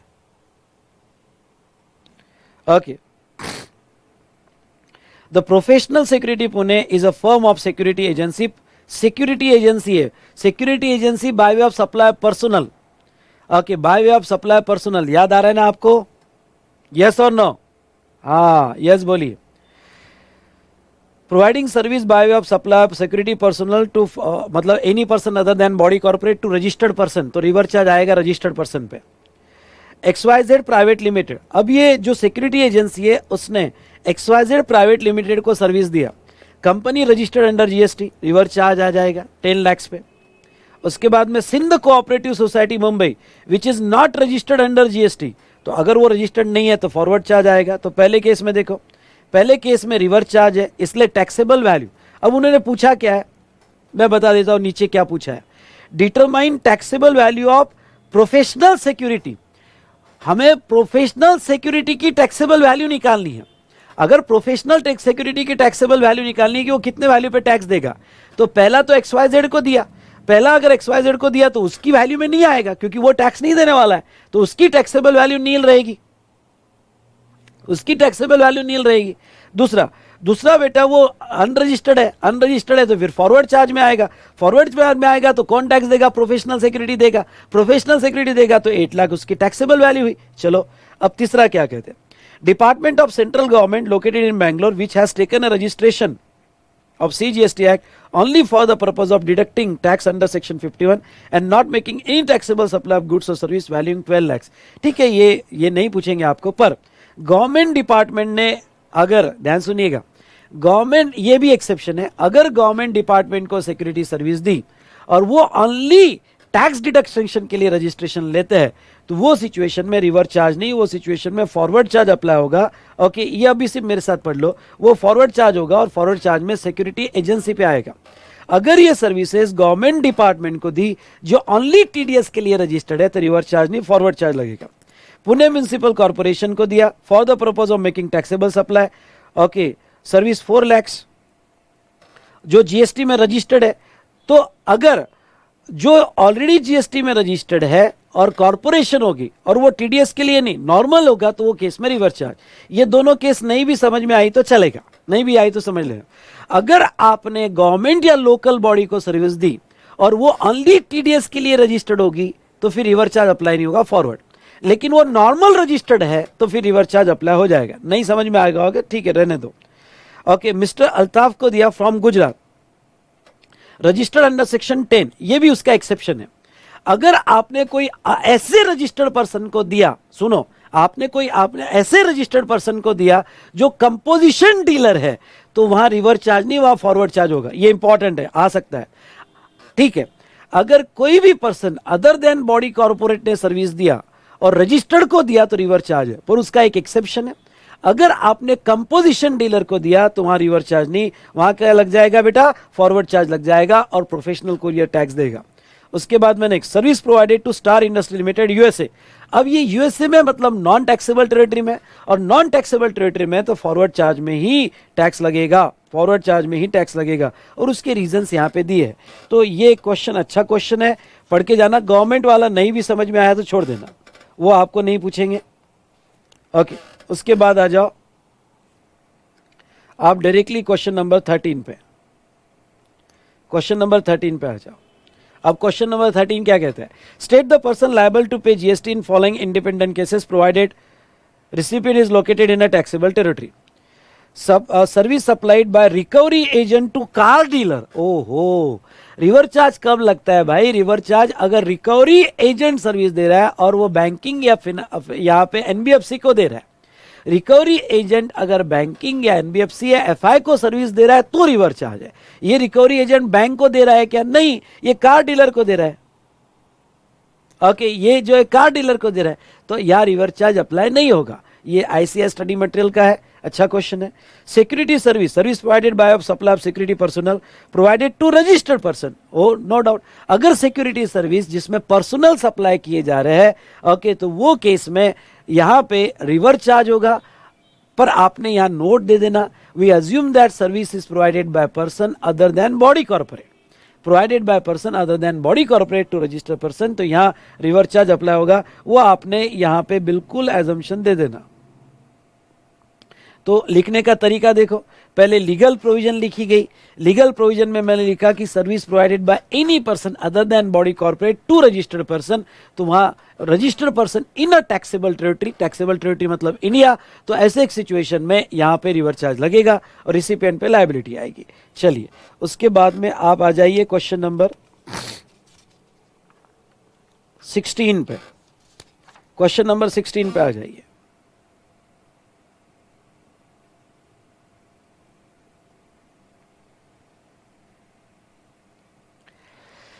From the following information, determine the person liable to pay GST given that both supplier and recipient are located in India. ठीक है. Mr. Atul is an agent of life insurance company. Insurance company pays commission of rupees 6 lakhs to him. Mr. Atul claimed that no GST leviable on service provided by him as his value of taxable service does not exceeds 20 lakhs. 2 point समझ लो. अतुल एक agent है life insurance company का. अब अतुल कह रहा है कि मेरे इस पे जीएसटी नहीं लगेगा भाई, ना फॉरवर्ड ना रिवर्स, जीएसटी नहीं लगेगा. क्यों? क्योंकि मुझे सिर्फ 6 लाख का कमीशन मिला है, वो 20 लाख से यानी थ्रेशोल्ड से नीचे है. तो यहां पे आंसर क्या होना चाहिए? आपका आंसर सिर्फ इतना होगा कि रिवर चार्ज लग जाएगा और लाइफ इंश्योरेंस कंपनी टैक्स देगी, तो आउट ऑफ 2 मार्क्स आपको हाफ मार्क मिलेगा. क्यों सर? वो रिवर चार्ज लगेगा वो तो ठीक है, पर अतुल कह रहा है कि टैक्स ही नहीं लगना चाहिए भाई, मैं थ्रेशोल्ड के नीचे हूं. ख्याल रखना, अगर आपकी सर्विस रिवर चार्ज में है तो थ्रेशोल्ड आपको अप्लीकेबल नहीं होता है. आपकी सर्विस रिवर चार्ज में तो थ्रेशोल्ड आपको अप्लीकेबल नहीं होता है. इसलिए उसके ऊपर कमेंट केयरफुली दो कि भाई 9(3) में अगर इंश्योरेंस एजेंट इंश्योरेंस कंपनी को सर्विस देता है इन अ टैक्सेबल टेरिटरी तो रिवर चार्ज लगेगा. अतुल ने जो क्लेम किया कि वो थ्रेशोल्ड में है, तो रिवर चार्ज में रिवर चार्ज में कंपलसरी रजिस्ट्रेशन है, और रिवर चार्ज में कंपलसरी रजिस्ट्रेशन होने की वजह से सेक्शन 24 में थ्रेशोल्ड नहीं लगता है. रिसिपिएंट को टैक्स देना ही पड़ता है और लाइफ इंश्योरेंस कंपनी इसका टैक्स देगी. ये बहुत जरूरी है लिखना, इस पे मार्क्स है कि threshold limit is not applicable, reverse charge में रिसिपिएंट पे लायबिलिटी आती है. Now second, XYZ limited avail the service of Vimal goods transport agency, GTA का सर्विस लिया for transportation of goods by road from factory located in new Delhi to Jaipur depot and paid freight 1 lakh. अब ये case study में ये नहीं दिया है कि भाई वो 12% वाला ऑप्शन ले रहा है या 5% वाला. क्या लिखे? फॉरवर्ड लिखे या रिवर्स लिखे? जीटीए सर्विस दे रहा है XYZ लिमिटेड को. ओके, अब XYZ लिमिटेड बॉडी कॉर्पोरेट है, इसलिए रिवर चार्ज तो आ ही जाएगा, नो डाउट. वो रजिस्टर्ड होगा तो भी आ जाएगा, अनरजिस्टर्ड होगा तो भी आ जाएगा, क्योंकि सर्विस लेने वाला ओके यहां पे सर्विस लेने वाला जो है वो बॉडी कॉर्पोरेट है. देखो, पहले क्वेश्चन में आपके सवाल आ रहे हैं, बात अतुल की नहीं है. अतुल कह रहा है कि यहां टैक्स कोई नहीं देगा, ओके, ना इंश्योरेंस कंपनी देगी, तो वो इंश्योरेंस कंपनी के लिए रिवर चार्ज आ जाएगा बेटा, कंपल्सरी रजिस्ट्रेशन है. अब यहां पे बड़ा इंफॉर्मेशन क्लियर नहीं है कि जीटीए क्या कर रहा है 12% वाला नहीं. तो फिर यहां आप जब भी इंफॉर्मेशन क्लियर ना हो तो आप डिफॉल्ट रिवर चार्ज लेके चलो. ओके, जब भी इंफॉर्मेशन क्लियर ना हो तो आप डिफॉल्ट रिवर चार्ज लेके चलो और नीचे नोट डाल देना, we assume that GTA is not opting for 12% GST. Okay, तो हाँ, तो ऐसे केस में मैंने क्या किया, मैंने ये किया कि भाई जीटीए होगा तो लॉ ये कहता है कि अगर वो 5% विदाउट आईटीसी लेता है तो रिवर्स चार्ज है, 12% विद आईटीसी लेता है तो फॉरवर्ड चार्ज है। मैं अज्यूम कर रहा हूं कि जीएसटी 5% में, ये आपने डिफॉल्ट एजम्पशन लेना, ओके, और वो एजम्पशन लिख भी देना 5% है।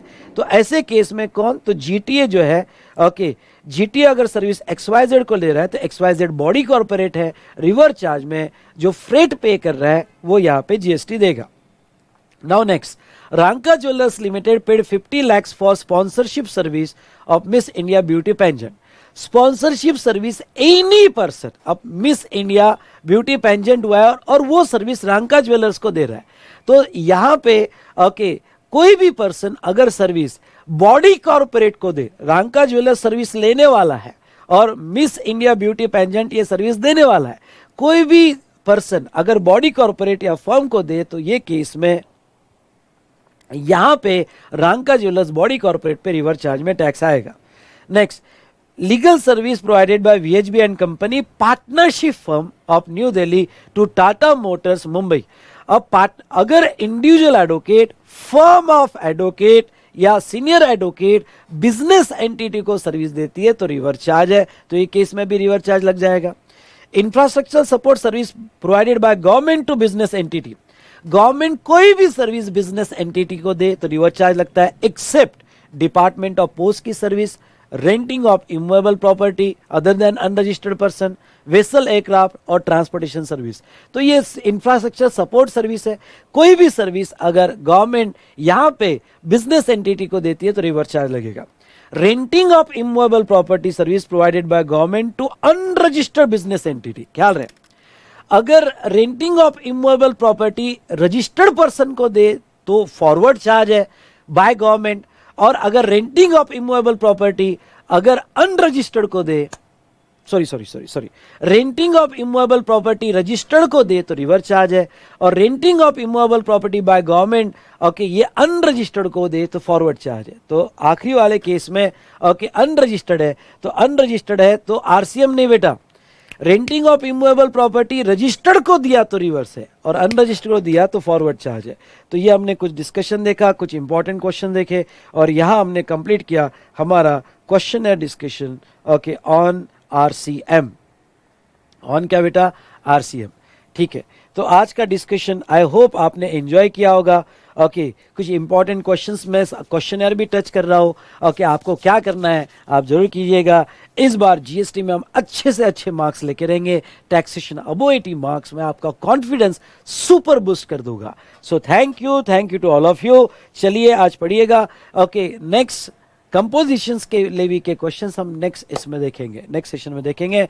कल सेशन होगा, प्रोबेबली कल सेशन जो है वो 3 घंटे का होगा, प्रोबेबली कल सेशन जो है वो 3 घंटे का होगा मॉर्निंग में। डन, ओके, और लॉ का सेशन जो है बाद में होगा। बाकी सारे स्टूडेंट को मैं ये कह दूं कि यहाँ पे सारे स्टूडेंट समझ लो, सारे रैपिड रिवीजन क्लासेस यहाँ पे कॉस्टिंग का बाय दर्शन टंडालिया सर, ओके, उसके बाद में ऑडिट जो बाय रवि टावरी सर, और उसके बाद में एफएम बाय ओके प्रशांत सर। सारे रैपिड रिवीजन बैचेस चालू हो चुकी है, इसका ज्यादा से ज्यादा फायदा लो। फर्स्ट टाइम हमने ये रैपिड रिवीजन ऑफ वर्थ ₹25,000 आपके लिए जो है फ्री दिया है, क्योंकि इस बार ओके सारे बच्चों का रिजल्ट जो है ओके मतलब रिजल्ट कम लगा है, और बहुत सारे ऐसे बच्चे हैं जो पढ़ाई करके भी रिजल्ट की वजह से अनफॉर्चुनेट रहे। हमारे तरफ से अब आपको पूरा सपोर्ट मिलेगा, आने वाली एग्जाम आपकी होगी, इस बार पूरी जान लगा दो। और यस बेटा, यहाँ पे कंटिन्यू रहेगा। इसके बाद 9:30 को लॉ चालू होगा, आज लॉ का सेशन है। और आपको एक बात कह दूं कि कल लॉ का सेशन नहीं रहेगा, परसों लॉ 3 घंटे हो सकता है। ओके, कल मैं लूंगा ओके यहाँ पे मॉर्निंग में, फिर मैं यहाँ पे 8th, 9, 10 और 11 अवेलेबल नहीं हूं, पर कुछ रिकॉर्डेड सेशन मैं आपको देके जाऊंगा। ओके, और क्वेश्चन है डिस्कशन बाद में कवर कर लूंगा। कल मैं प्रेस्टीज भी आ सकता हूं, मैं ग्रुप में अपडेट कर दूंगा। कल का चैप्टर मैं टेलीग्राम ग्रुप में अपडेट करूंगा, अगर आपने टेलीग्राम ग्रुप में ज्वाइन किया होगा तो, ठीक है, या मैं इंस्टा पे अपडेट कर दूंगा, आप इंस्टा पे ज्वाइन हो सकते हो। मेरा इंस्टा है CA_विशाल_भट्टड़। अभी सोशल मीडिया ज़्यादा मत यूज़ करना, लेकिन मैं ये इंस्टा पे डाल दूंगा, आप फटाफट ये इंस्टाग्राम ज्वाइन कीजिएगा अगर आपने ज्वाइन नहीं किया होगा तो। कल क्या लेने वाला हूं मैं बताता हूं, ठीक है। प्रोबेबली इनवॉइस चैप्टर लूंगा कल मैं।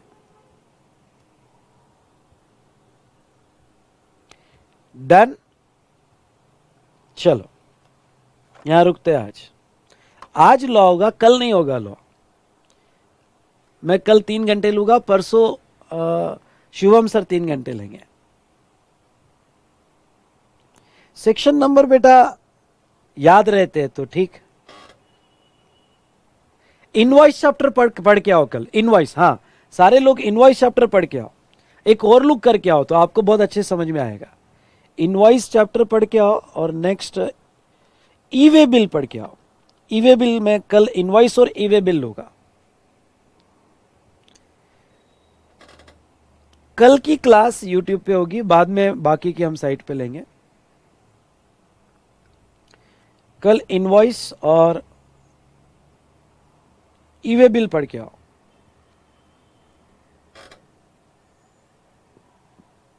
ठीक है। चलो।